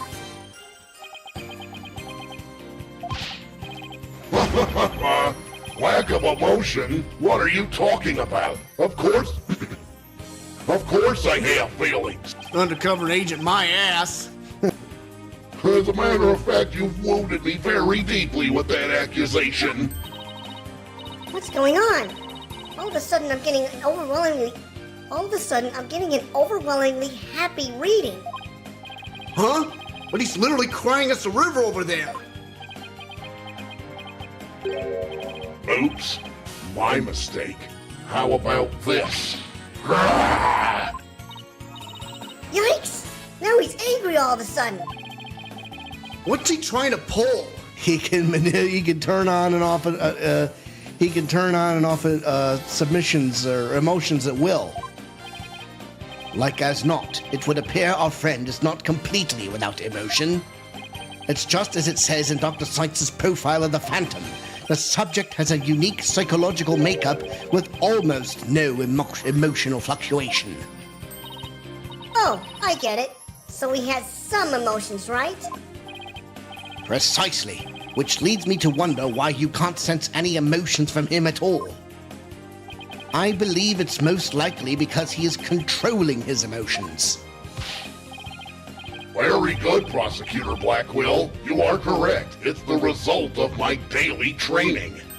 A very important skill for us undercover investigators, you know? More like for us spies, seriously. But I wonder why he suddenly showed several strong emotions. Wait a minute.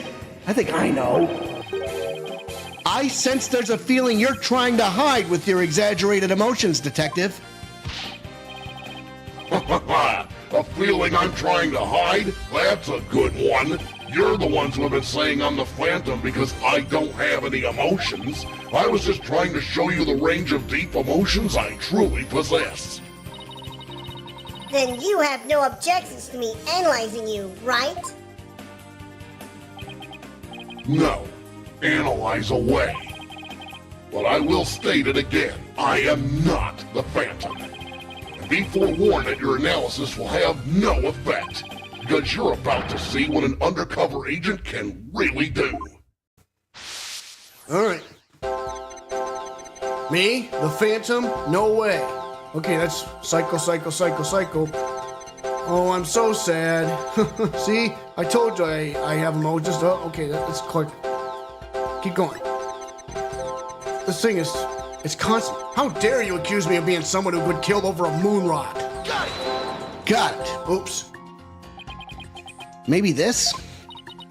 I don't think so. I've never seen a person in such a chaotic emotional state. There has to be something here. I just know it. This might be a long shot, but if there really is a real emotion mixed in here somewhere, then it's possible that it would be the one emotion that doesn't disappear. The one that doesn't disappear, huh? Give it another look then. Alright, try it again. How dare you accuse me of being someone who would kill over a moon rock?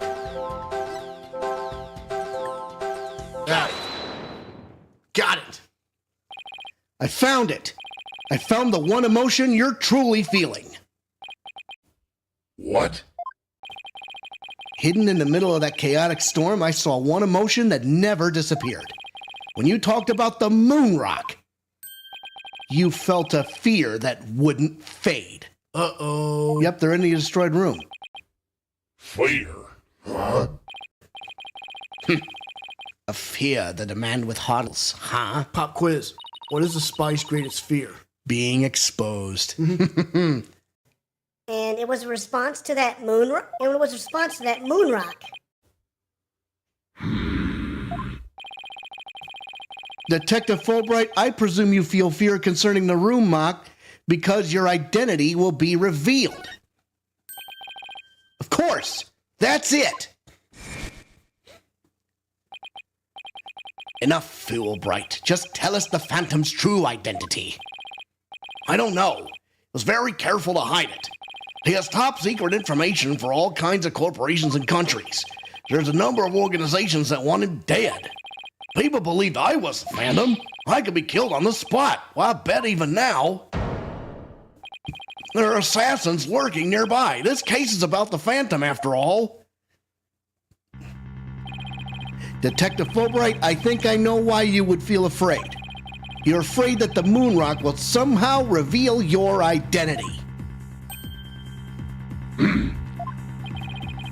If his identity were revealed, he would be killed immediately.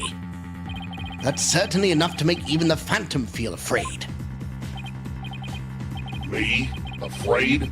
I don't know what you're talking about. So, there really is something about the moon rock that would reveal his identity? Apparently so. Wait a minute. Maybe the Phantom didn't so much steal the moon rock. Get the damn rock! But more like he had to take it with him. Because there was something on it that would reveal his true identity. Could it be his blood? Ooh.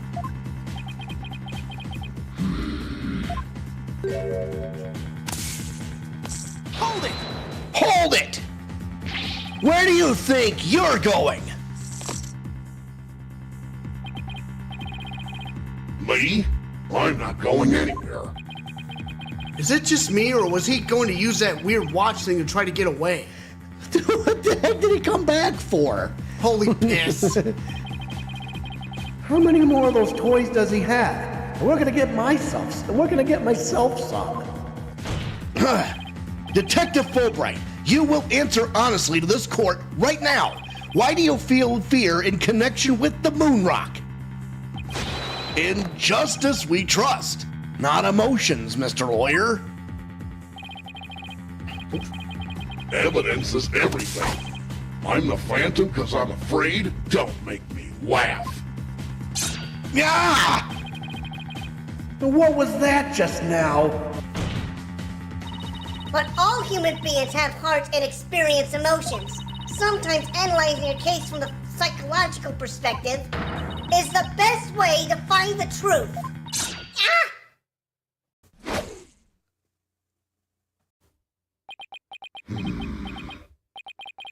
It's all just a waste of time. All your efforts and analysis serve no purpose.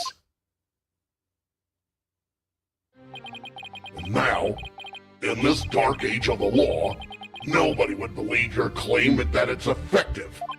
In an era when evidence is fabricated, do you truly expect feelings to be accepted as proof? And where exactly is your proof that I fear the moon rock anyway?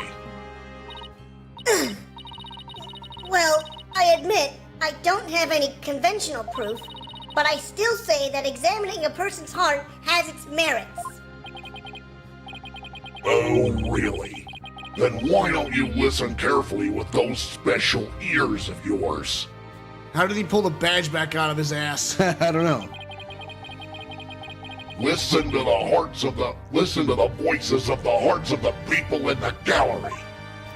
I don't know about that. I don't think she's hearing any of that, but Yeah, her ability isn't that big yet, but she might start. yeah, back when she was... All I hear is distrust. As you can see, the people are on my side. Because all they see is a strange little girl using a weird little machine. But it's not like I use analytical psychology to falsely accuse people. Uh-oh, he's got Athena downing herself. Oh no, it's all over. Or is it? Ms. Cykes' analytical psychology has breathed new life into the courtroom. It has freed the hearts of many witnesses and has been key in getting to the truth. What nonsense! Your Honor, the defense's claim is a false one. I don't feel any kind of fear when it comes to the moon rock. I see. Very well. I'll give the opinion of this court. In a trial, I don't feel that a person's emotions are quite as compelling as actual evidence is. But, Your Honor...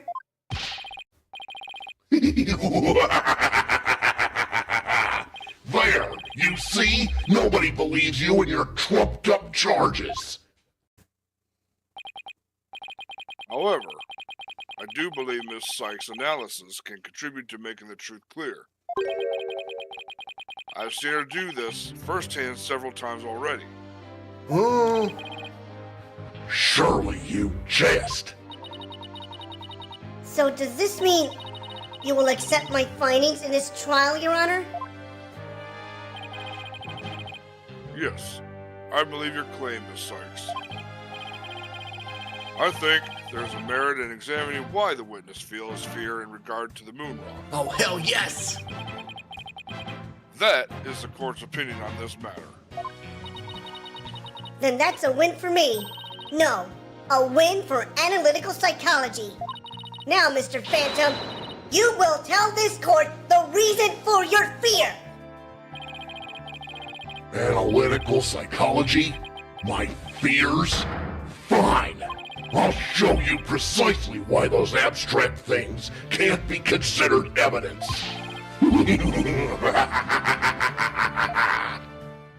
Oh, it's done. Witness testimony time. My fear of the moon rock.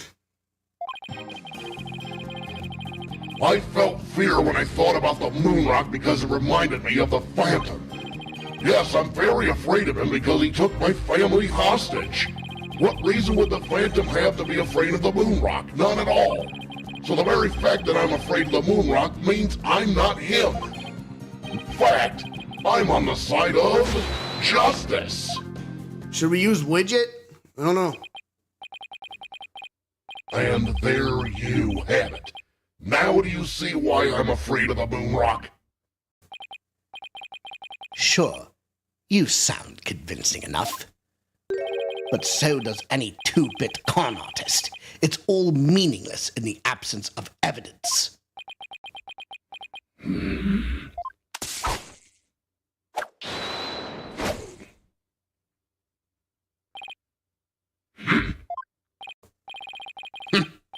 The Phantom is like the mist. No flesh, no bones. My sword alone cannot cut it right, Dono. Huh? Okay, what's up with the feather in his mouth? It's his gimmick. With your deductive reasoning and the body of evidence before us, let us send this miserable phantom fellow to the other world together. You and I, Prosecutor Blackquill. We have a duty to bring the Phantom down and restore the people's faith in the courts. Indeed, by covering for Athena, I allowed the Phantom to escape. And as a prosecutor, I gave birth to the people's mistrust with my murder conviction. I bear part of the responsibility as well, for being suspected of forging evidence and losing my attorney's badge as a result. Shout out to Turnabout Trump.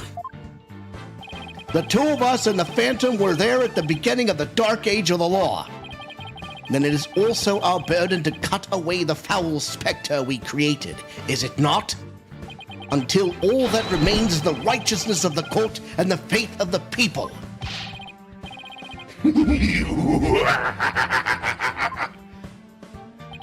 Trust?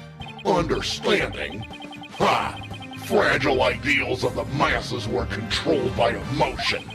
Humans can't truly trust each other, which is exactly why the illusion of trust is so enticing. Objection! Objection! I wish you could have kept this beard, Phoenix. Once two people overcome their misgivings, that's where real trust is to be found. You're free to believe what you want, but trust like that is stronger than you and your lies. Always! All right, what's story mode telling us? Yeah. I fear the moon rock. I felt fear when I thought about the moon rock because it reminded me of the Phantom. Yes, I'm very afraid of him because he took my family hostage. What reason would the Phantom have to be afraid of the moon rock? None at all. Oh yeah? What about... Objection! Objection! Detective Fulbright, I assume you know what this is. Of course, that's the knife the Phantom used to kill Clay Terran. That's right. And the exact same type of knife Ms. Cykes used 7 years ago when she stabbed the Phantom's hand. Yes, that was discussed earlier, as I recall. He dodged it first, so he only got his clothes. But I tried again. And this time you got him, didn't you? I did. I remember it clearly now. The knife went into the back of his hand. Ms. Cykes then stated that she remembers the culprit bleeding. It's my theory that the culprit's blood got on the moon rock, and he was afraid that if the blood was analyzed, his true identity would be revealed. That explains why the Phantom had to remove the moon rock from the crime scene. You mean, if we ran the analysis now, we'd know who the Phantom is? Yes, I suppose so. But unfortunately, the moon rock in question is missing. That may be so, but I'm certain I can explain what happened to it in great detail. You can? Oh, I know what happened. So that's what Fulbright's gloves are for. Yeah, and also, of course, Not. You don't actually expect us to believe that, do you? Because you don't fool me. Gah! What this court needs is a bully-free zone. Ah, the infamous sword of the beguiling bluff. Its edge is without compare. Come now, ready it with me, and show us just how finely it cuts. Your Honor, this is an outrage. Oh, I mean, this is an outrage. Gah! Go on, Wright Dodo. Let's start with something that's been bothering me for a while. Now, the culprit supposedly removed the moon rock from the lab. But in this video of him, it's nowhere to be seen. He did the wrong motion. Right. Yeah. But here's something to consider. What if the Phantom hid the moon rock somewhere at the scene of the crime? Good thinking, boss. Security was super tight at the Space Center back then. This is you, Chuck. Oh, that, in spite of the Space Center having very strict security in those days, all personal effects were examined thoroughly, coming or going. You couldn't even smuggle a withered old leaf through those checkpoints. Does this mean that the moon rock is still somewhere in the Space Center? In the name of justice, I proclaim that's impossible. He probably hid it in the jacket. And why's that? The Space Center was searched from top to bottom, and especially the lab, but the moon rock was never found. Ah, how could I forget about that? A sad but true fact. We still haven't a grasp on how it was done. But the Phantom made the moon rock vanish into the ether. Has nobody heard of pat downs? There's no way it just disappeared. It blew up in the courtroom bombing. Logic and evidence tells us otherwise. The Phantom didn't have the moon rock on him when he left the lab. Wait, what? Yet a thorough police search didn't turn up anything. And it never turned up in the 7 years after that either. The Phantom made the rock disappear without physically removing it himself. But how? There must have been a way. Think, Phoenix, think!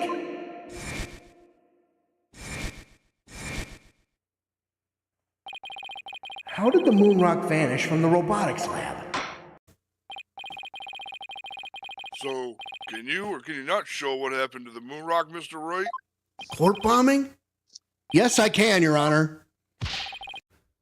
What? Oops, sorry. I mean, what? Jesus. In that case, let's have your answer, Mr. Wright. Well, I said in an earlier episode that one box looked like the box from the first case. Yeah. How did the Phantom make the moon rock disappear from the crime scene? He blew it up. Oh, no. No, not yet. Well, it was in the... He put it in the capsule. That's the Hope capsule, right? The one that went up with the Hat 1 rocket? He couldn't carry the rock out, but he couldn't leave it in the center to be found either. So there was only one safe place to stash it, the Hope capsule that was there in the lab that day. Yes. And the team must have loaded it onto the Hope space probe eventually. But, if that's what happened, then the moon rock would have been launched up into space along with the rocket. Preposterous! It would mean that for these past 7 years, the moon rock was... Exactly. The Phantom got rid of the moon rock in the most cosmic way he knew how. In space. It was out there in the depths of space, aboard the Hope space probe. What? What? Order in the court. I understand now. The Phantom's original scheme was to sabotage the Hat One anyway. The villain. He used his primary objective to conveniently kill two birds with one stone. Oh my good Lord of Christ. That's right. He planned for the moon rock to be turned into cosmic dust out in space, thereby destroying the one piece of evidence that could reveal his true identity. But Mr. Starbuck and the others foiled the Phantom's plot. The Hope space probe sailed off safely on its mission and returned 7 years later, with the capsule in tow. If we analyze the blood on the moon rock, it should make one thing crystal clear: that you were the Phantom all along, Detective Fulbright. So he killed Clay just so he could get the moon rock back? I believe so. His original assignment may have been just to sabotage the Hat too, but at the same time, he also had to retrieve the evidence of his crimes 7 years ago. That's why he went to the boarding lounge and attacked Clay as he made his escape out of the rocket with the capsule. But in the end, it was all he could do just to escape himself, so he didn't get the capsule. Clay must have done everything he could to stop Fulbright. He probably hung on to that capsule for all he was worth until his very last breath.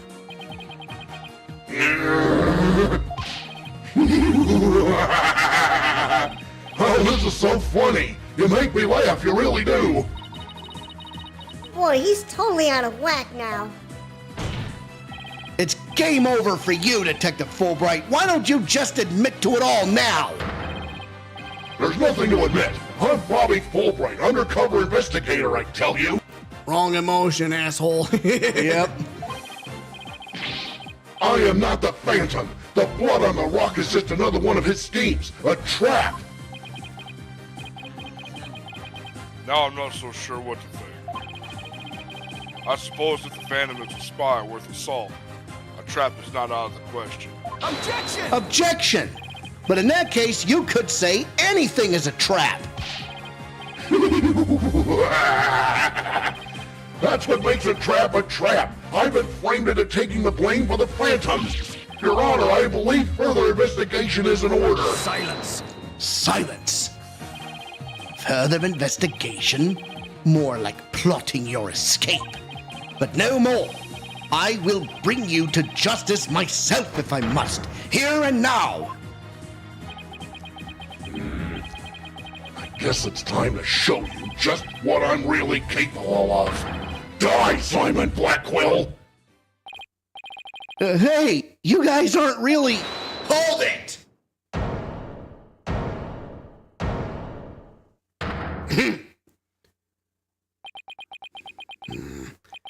It looks like I made it just in time. Edgeworth! I have good news for you, Mr. Wright. I've uncovered some very crucial facts. Did you find something out about the Phantom's true identity? He's mentally insane. Yep. You might say that. I started by looking into the first people on the scene 7 years ago. All three, an employee and 2 officers, were registered in the robot's recognition systems. But none of them looked the least bit like Detective Fulbright. Well, doesn't mean he's not the guy. That's not good. But there's more. I've yet to share my most important finding. Mr. Wright, Prosecutor Blackquill, you'd best brace yourselves. Uh-oh. The man you see there before you, Bobby Fulbright, is already long dead. Whoa, whoa, whoa, what? What?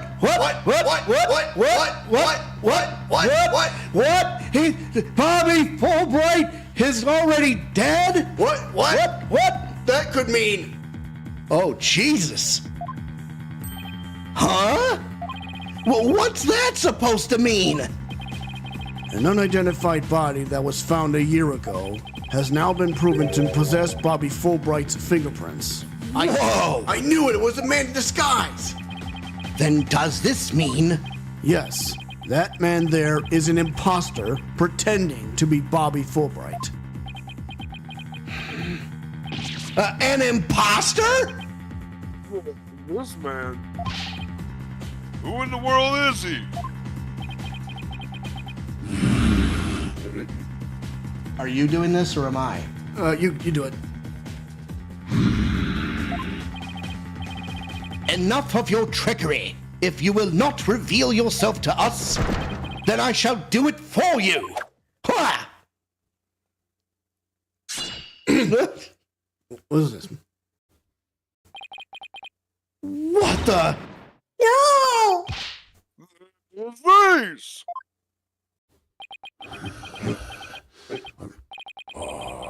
Look what you did to my mask. Mask?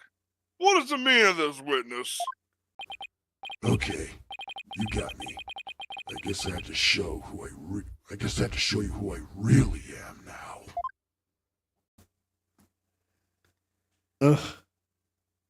Wait a minute. No! No! What? Wait! But that's... Hey, Apollo. Yup, it's me, Solomon Starbuck. Mr. Starbuck! But that can't be right! You can't really be the Phantom, can you? Silence! Silence! Of course not. The real Starbuck was aboard the Hat 1, which was set to be destroyed. Yeah, this is just another mask. I mean, didn't I tell you? I'm an undercover investigator. I can change identities at will. I can be anyone I want. Objection! Objection! Not so fast! I have the Phantom site profile right here! If we compile a site profile on you and compare the results, it will prove that you're the Phantom! That's Professor Means talking. Objection! It's time for me to show you the real meaning of the phrase, the end justifies the means. That voice, those words. Sorry to guide you.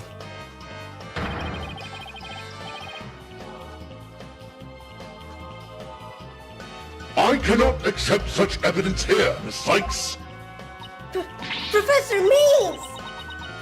His mask? I'll take what I want by any means necessary. Now give me that evidence. Huh? What? No! No! I knew it! It's another mask.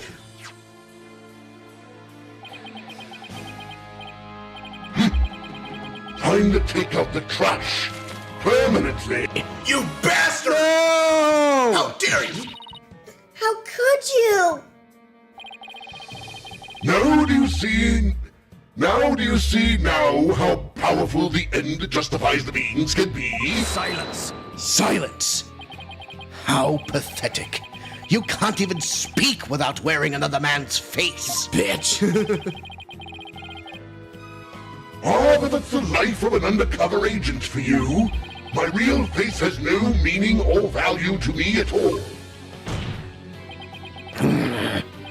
Or perhaps it is really the case that you don't even know who you are anymore.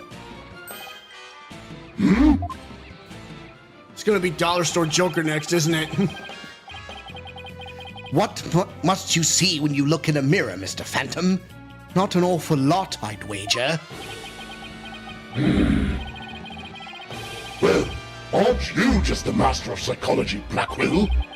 That's right. I don't know who I am. I'm always living as someone else for my assignments. I don't remember what my face looks like. Or even what my personality was like. My face, memories, personality, beliefs, emotions, and soul. I left them all behind. I have no self.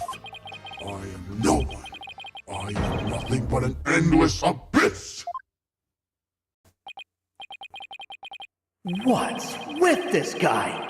Is he even still human? And now we resume with your lesson, Professor Wright. Huh? I believe you made this argument earlier. If you were to analyze the blood on the moon rock, you could prove that I am the Phantom. He's having an identity crisis, literally. I believe there was blood on the moon rock in that capsule. Now that we know you aren't even Bobby Fulbright, your claims of a phantom trap won't work anymore. Then why don't you bring this moon rock in? This decisive evidence from the Hope capsule? I think I will do just that. Get ready, because the Hope capsule is about to seal your... fudge! This is you, Chuck. It was the courtroom bombing from the other day.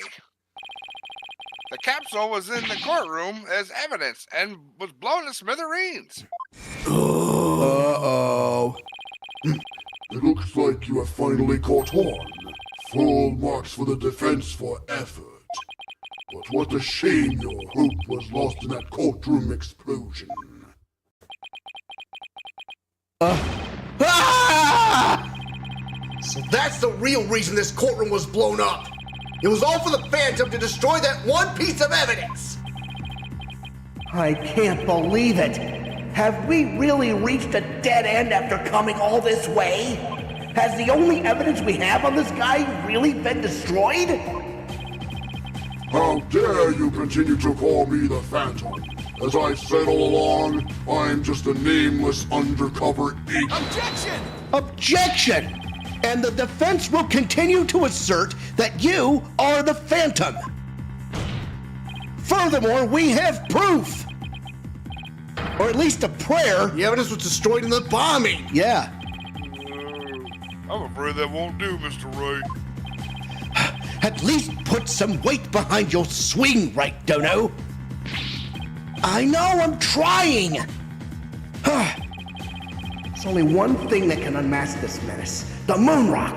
But that was blown to bits in the courtroom bombing. And yet, is it really gone without a trace?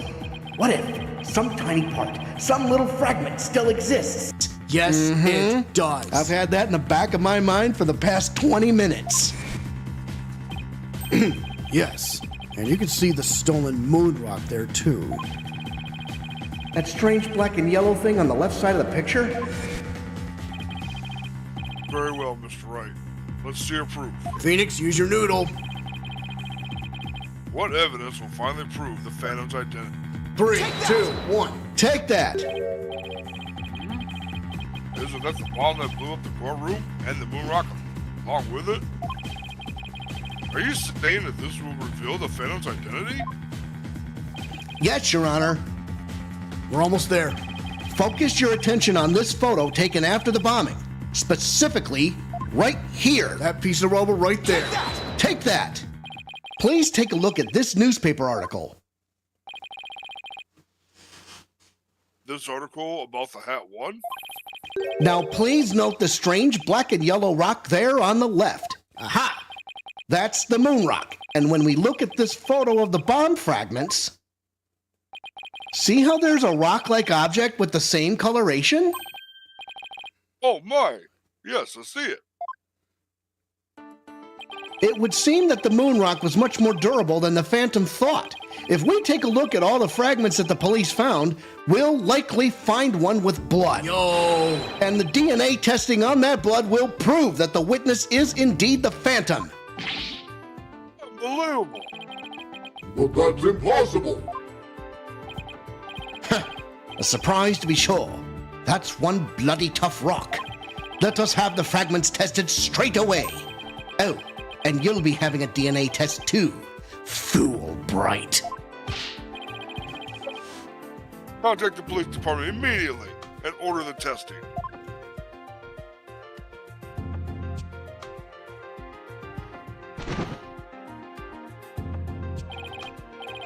Prosecutor Blackquill, what do the test results show? There was a rock fragment that had blood on it that appeared to be several years old. DNA testing revealed... Well, I'm sure you know full well what it revealed.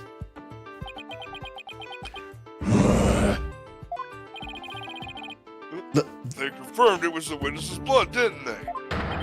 There's no use in trying to talk your way out of it anymore. Admit it. You are the Phantom. Objection! Objection. Huh? Huh? Mr. Wright, did you just raise an objection to yourself? Take No. off that mask, phony. No, I didn't say a word. That was my objection, Apollo. What the?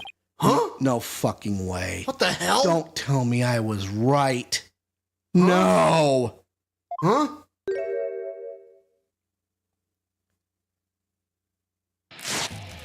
Oh, Jesus Christ. Oh, guess not. Why? It's a pretty good objection, too, don't you think? What? Now he's me? So, did you have an objection or not, Mr. Wright? Huh? Oh, no, not really, Your Honor. I mean, yeah, but No, not you, Mr. Wright. I mean the witness, Mr. Wright. Oh, this is ridiculous. Could this trial get any more insane? Mr. Wright, this fragment of rock in the photograph and those just like it. How can you be sure they're pieces of the same moon rock that was at the robotics lab? Care to explain what you mean? Well, there may have been a rock or two in the courtroom that had my blood on it, but how do you know they're not just rocks? You can't prove that they're the moon rock, right? Objection! this is preposterous. Objection! Don't be absurd! Just compare the fragment with the rock in the newspaper article. Anybody can see they're the same. They have the exact same coloration. Objection! Objection! But maybe some other rock with the same coloration happened to be in the courtroom. It's highly unlikely a rock with such a unique appearance just happened to be here.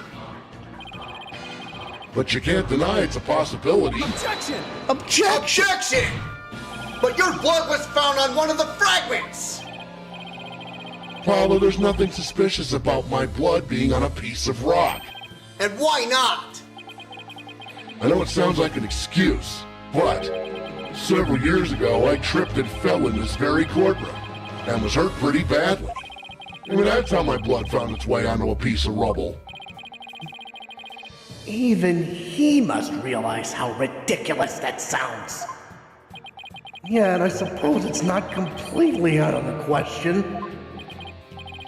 I see you're starting to sweat, Mr. Wright. I thought that the worst of times are when lawyers have to force their biggest smiles. Huh?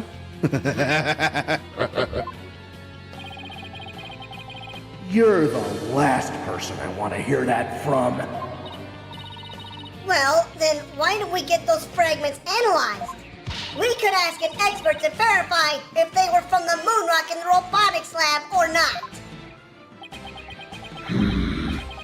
I'm sorry, but I'm afraid that just isn't going to be possible. And why not? In order to prove that the fragments are from what you say they're from, you'd need a sample of the moon rock from 7 years ago to compare it with. But that moon rock doesn't exist anymore, and there's no sample data left either. So you see, short of going back in time, there's no way to prove that any of the fragments are from that moon rock. Oh! No! Ah, Jesus. Wait a minute. Huh? Think about this. There's really no way to prove it? Are you finally ready to throw in the towel? Objection! Objection! Nope.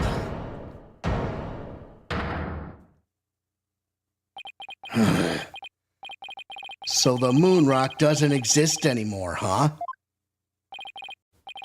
That's right. Such a valuable rock, too. A shame, really. But it's lost to us forever. He's wrong. It's not completely lost. There's another piece of it right here by our side. A shining fragment of hope that can turn everything around. The final piece of evidence to put this phantom away for good. The defense has a piece of evidence that completely contradicts your claim. You have what now? A final fragment of hope that was passed down with great love and care. You remember? We do? We do, even if the person holding it hasn't realized it yet. Is this true, Mr. Wright?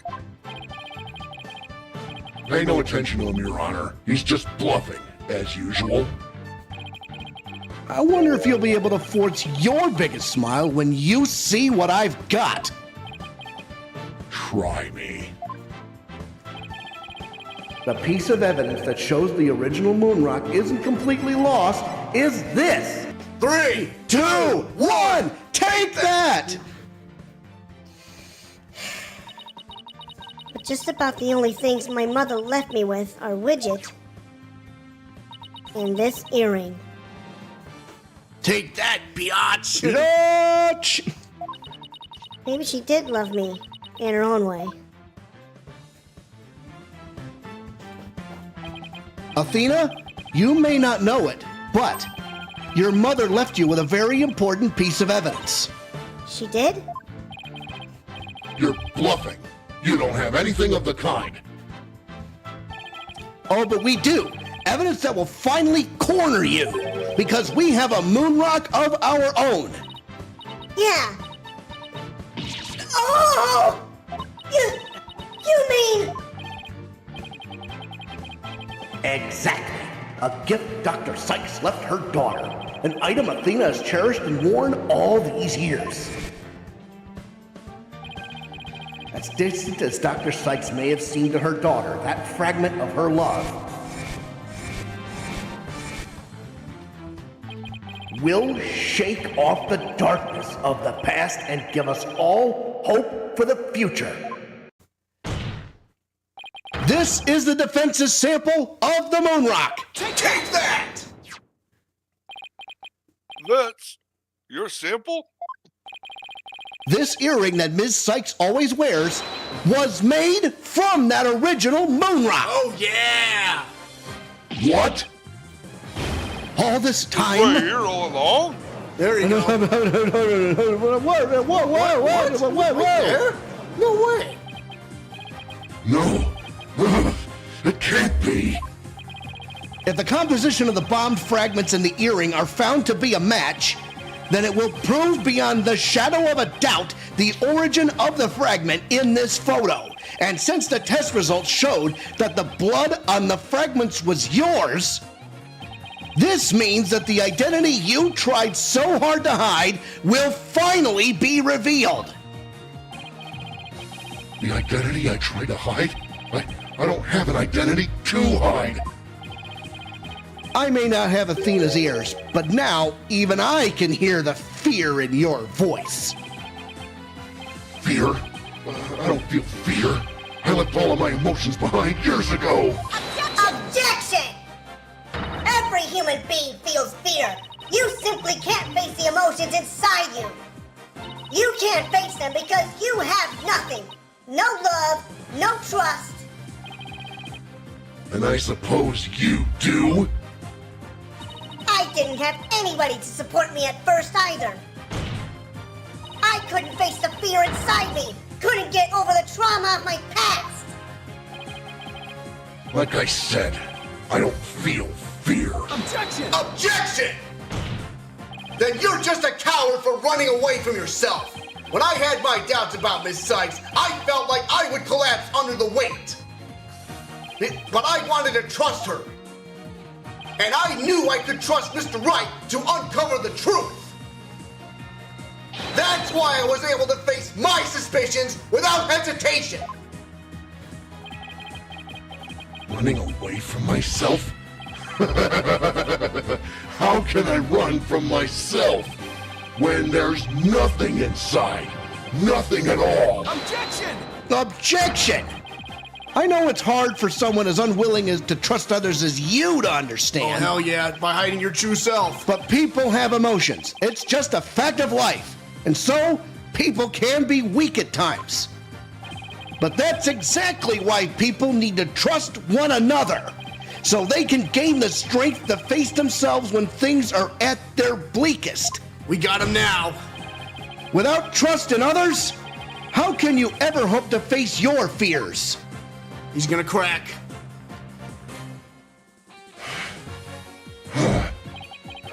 The fear inside of me? Is this? No. Ah! Ah! I'm afraid. I'm scared. Ah! I feel fear. You can't outrun yourself. Remove that mask and unleash your emotions. Confront your guilt head on All together. with your own true face. Look at that pose, man. Yeah, baby. In 3, 2, 1. My own true face? No, please don't. I know you're here. Where are you? See? I haven't revealed anything yet. Honest.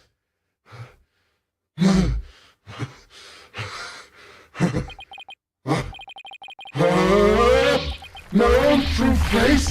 I don't have one. My face, my face, my face!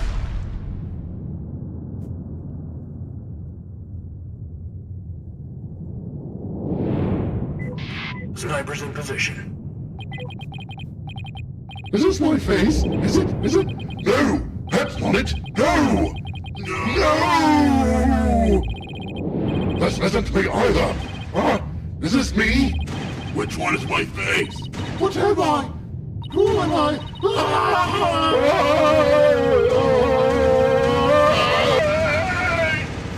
Target acquired. Taking the shot.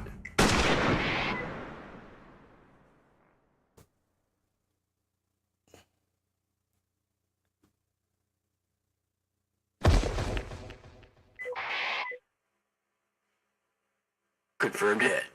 Target is down. The second he took his face off, he got shot.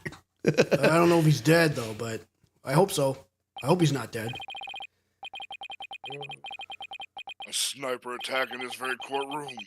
It chills me to my bones. But the police are doing everything they can to track down the sniper as we speak. Prosecutor Blackquill, how is Detective Fulbright? I mean, his imposter doing? He's a lucky fellow. The bullet didn't hit any vital organs. He appears to be in no danger of dying. Oh, thank God. Well, that was fortunate for all of us. Plot twist, it was me! It was me all along, Austin. The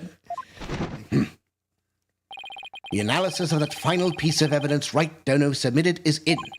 The composition of Ms. Cykes' earring and the fragment with the blood on it match. We can now be certain that it is a fragment of the moon rock in question. The murders and bombings at the Space Center, both past and present, the bombing of courtroom number 4, and all of his other crimes as numerous as the stars, under suspicion of all of these things, the spy known as the Phantom has been incarcerated. The prosecutor's office is now responsible for his well-being. There are still a myriad of things we wish him to tell us about, after all. Thank you, Prosecutor Blackquill. Well, it's time to finally bring this trial to an end. Although, man, I kind of feel gypped. I mean, I wanted to know who he really was. But, before I do, will the defendant please return to her proper place? In the words In the words of Austin Powers, Yeah, baby, yeah. yes, Your Honor. all right, here we go. Loud and proud, Chuck. Now then, this court finds the defendant, Athena Cykes, We got 2 words for you. Say him out loud. Not guilty. guilty!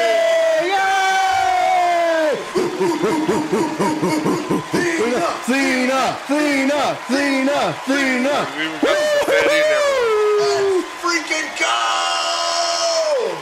We did it, guys. Court is adjourned. 3 words I thought I would never hear. Athena's gonna cry at any minute now. Yeah, and listen, we're getting off the ride, man. But it's a bit of a de-embarkation process. December 20th, 9:12 p.m. District Court, Defendant Lobby number 5. You can cry now. It's all over. Congratulations, Mr. Nick. Thank you, Pearls, and thank you for being there for Athena. It's the least I could do. But Athena was great, wasn't she? She was so strong throughout the whole trial. Daddy, I'm so glad to see you. Trucy, are you all right? Are you hurt? I'm fine, Daddy. I was doing magic tricks for the other hostages to keep our spirits up. That's our Trucy for you. I'm really glad to see you're safe. Right. I fear I owe you yet another debt of gratitude. Edgeworth. We never would have caught him if it weren't for all of you. Come on, Edgeworth. What are you talking about? You're the ones who have been tracking the Phantom all this time. Plus, you were the one who gave Blackquill permission to serve as prosecutor, right? Yes, well, we knew the Phantom was somewhere nearby. The police and I were trying to find him, but we never did manage to do so until this trial. Well, we never would have won this trial without you. It was your help as chief prosecutor that was the key to its successful conclusion. Besides, it was you that saw to it I got my attorney's badge back, wasn't it? So you figured it out, did you? Yeah. Getting my license back went just a little too smoothly, you know? Should have been much harder after that evidence forging scandal. Well, I owed you a few favors. Hey, Edgeworth, think we can finally bring the dark age of the law to an end? Even the darkest night turns to dawn eventually. Our sun will rise again. Besides, Now that Prosecutor Blackquill has been cleared of all charges, a great deal of the mistrust towards the court system should have been swept away. You know, you could have said that with a bigger smile, Edgeworth. It wouldn't kill you. Instead, the furrows in that brows of yours just keep getting deeper and deeper. So I should smile more, huh? I'll think about that. Ah, the complicated love-hate relationship between lifelong rivals. That's Simon. Athena. I'm forever in your debt. You went to all that trouble, even taking the bar exam while you were overseas. Well, I knew that if I didn't get your sentence overturned fast, you'd be executed, so I studied and studied. I was frantic. I'm so glad I made it in time.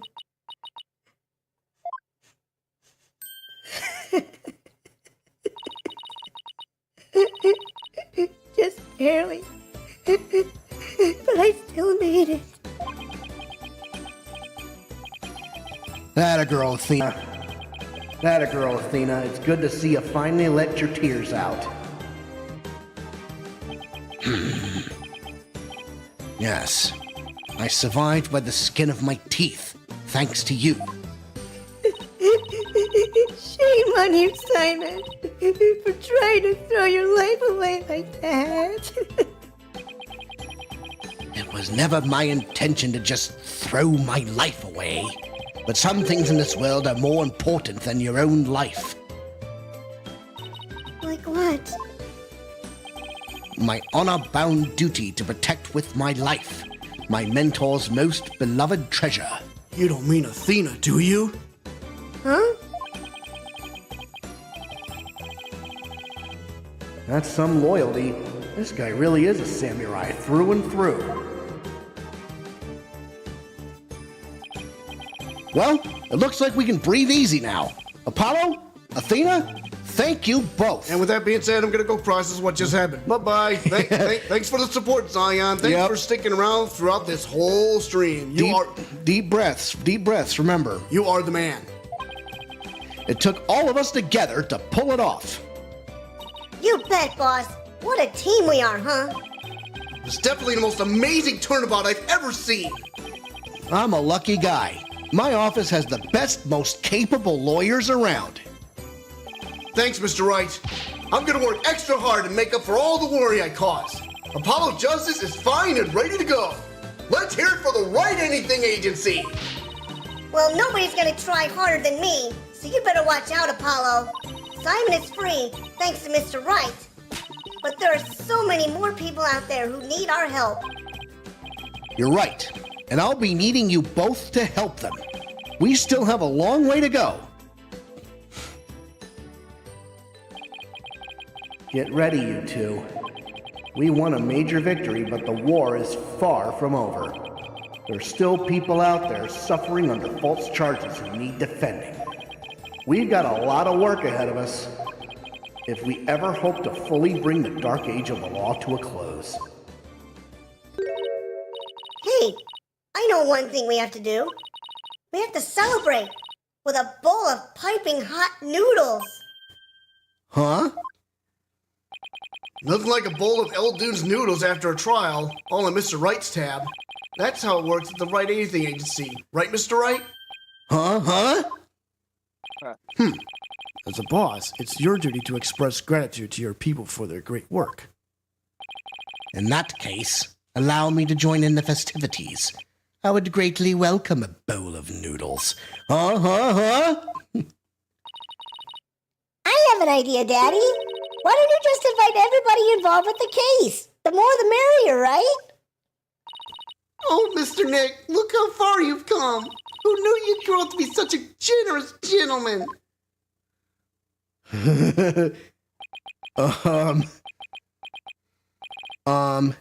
Guys, under these circumstances, there's only one thing I can say. Only if I get to join in. Hey, no fair. I want to say it too. Okay, here we go. 3, 2, 1. Objection!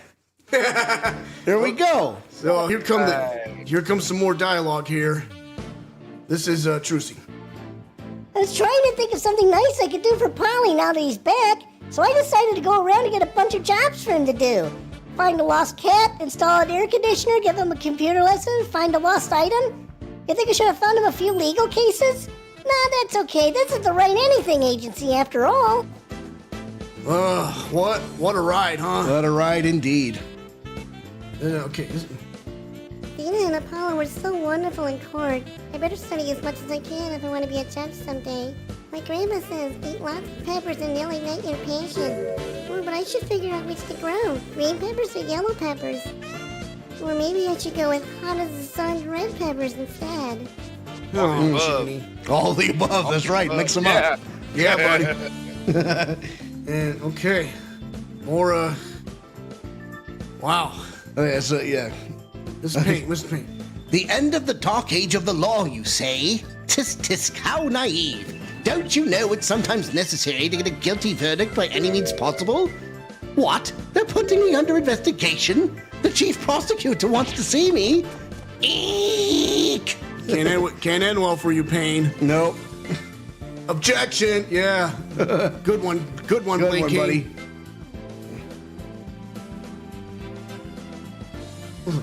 I've been asked to debut the great masked wrestler, Tan Mataro. He's scheduled to go up against the Amazing Ninetales next, though. Oh, what to do? A fight to the finish with myself? Why don't you ask Mr. Demon Lord to be an Amazing Ninetales too? That's not a bad idea. I bet he'd be all for it. Ho, ho, ho, ho. So we ought to meet this souls, are we, my friend? Wow, what a whack job this guy is, but yeah. not really a whack job, but yeah. Would you believe it? I'm alderman of Non-Tails Vale now. Pretty impressive, eh? I took over after Rex killed me for the good of my beloved village.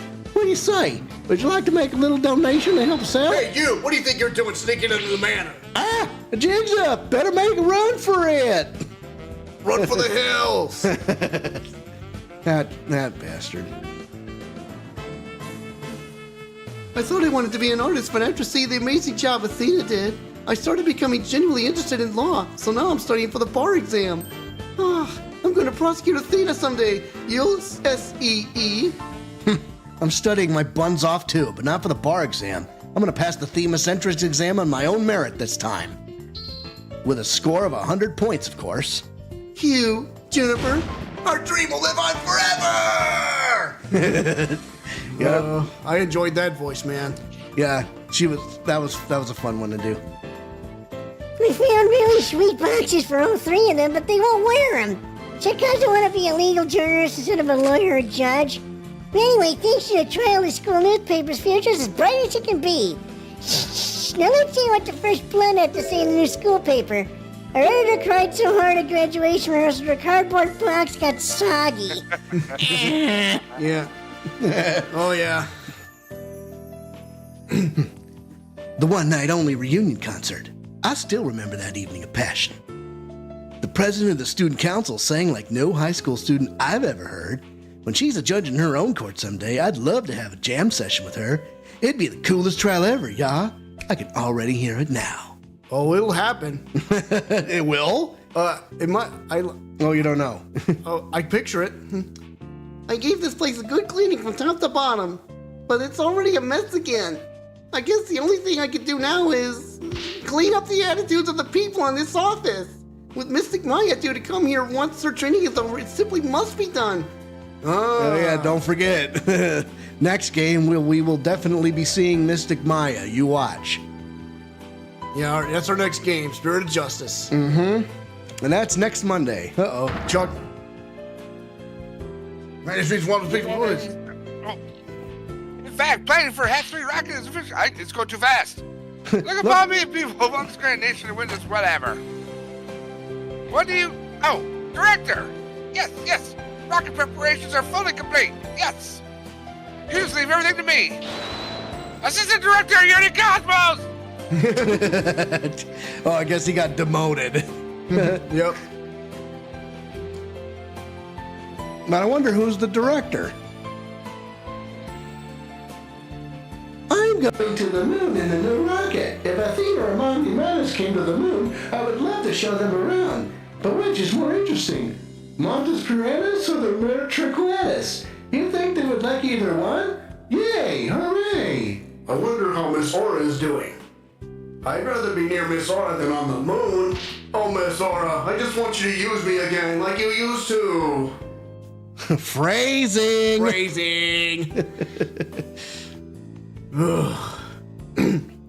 Ready for launch. 5, 4, 3, 2, 1.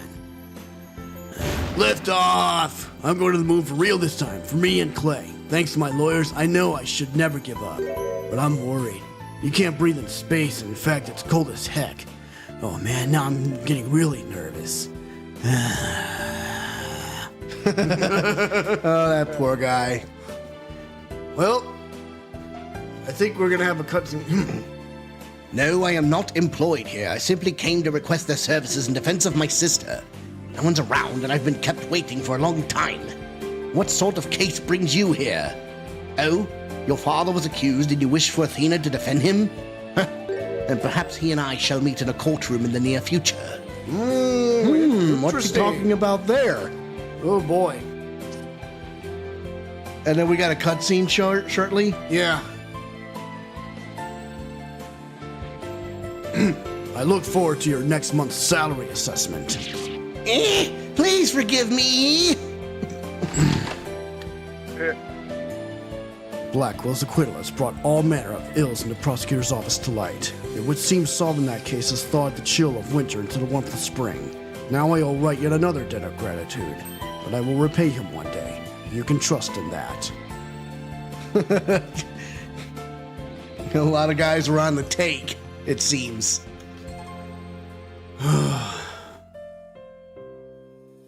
Oh, okay. Well, we got the credits rolling here, so we're not gonna have much dialogue for quite a bit here. But we do want to take your time to, hey, why don't we just show our faces a little bit? Hey, don't forget, there's a QR code down there in the lower right-hand corner. We still have $220. Our goal is $2,000. Give till it hurts, no matter how little you give. Yep, and it's all clear until the 15th. And, Gamer Biker's a streamer. We have Kevin Calloway Pro.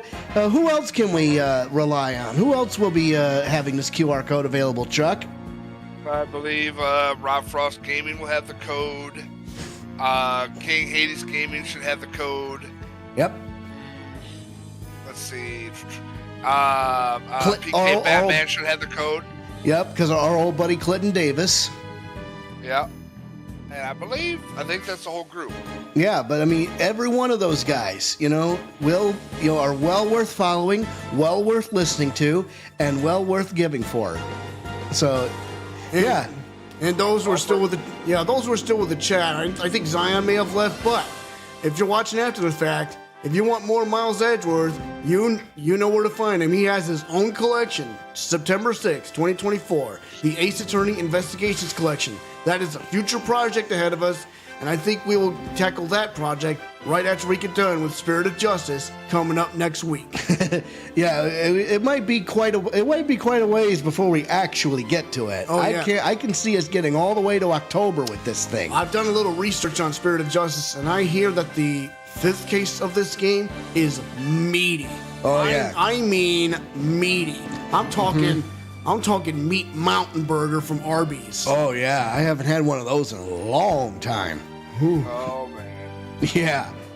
So, and if you can always view our streams in the archives, in the voice acting playlist. And as a matter of fact, I might retool the archives and have separate playlists for every single one of our seasons. That's right. Yep. We had Paper Mario. We even had Legend of Zelda, Wind Waker at the one time. That was fun. We had Superstar Saga. That was fun as well. Yep. Super Mario RPG. Yeah, we had that one. Well. Yeah. Any other projects that you have for us or you can suggest for us? Feel free to comment below and look at that pose right there. There it is. The triple threat of ejection. Okay. Live seat. Yeah. We got to get a good pic. We got to get that shit front and center, baby. Yeah. This is Ace Attorney at its greatest, my friends. Yep. All right. I think we're about ready for a cutscene. So, All right. Quiet on the set. Voice actors are going to take. Yep. Oh, feel free to commentate when they don't speak.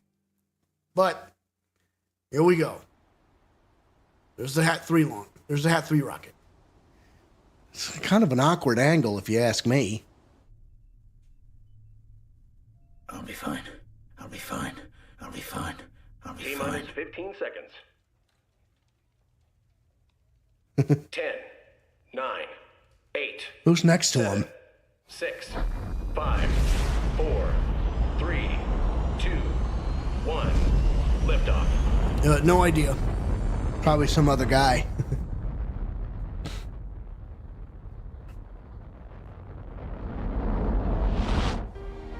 Well, there's Simon. He's free. Edgeworth at his office. And watching from prison is Aura. She knows what she's done. Ponko! Oh yeah. Bullseye, objection, Ponko, okay.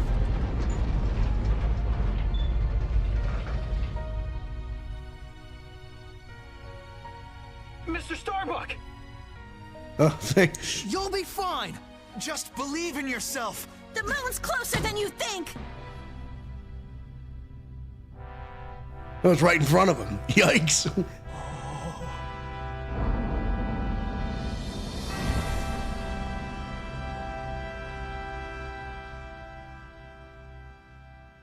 What was Clay's mission anyway? Guys, I wouldn't have made it back into space if it wasn't for you.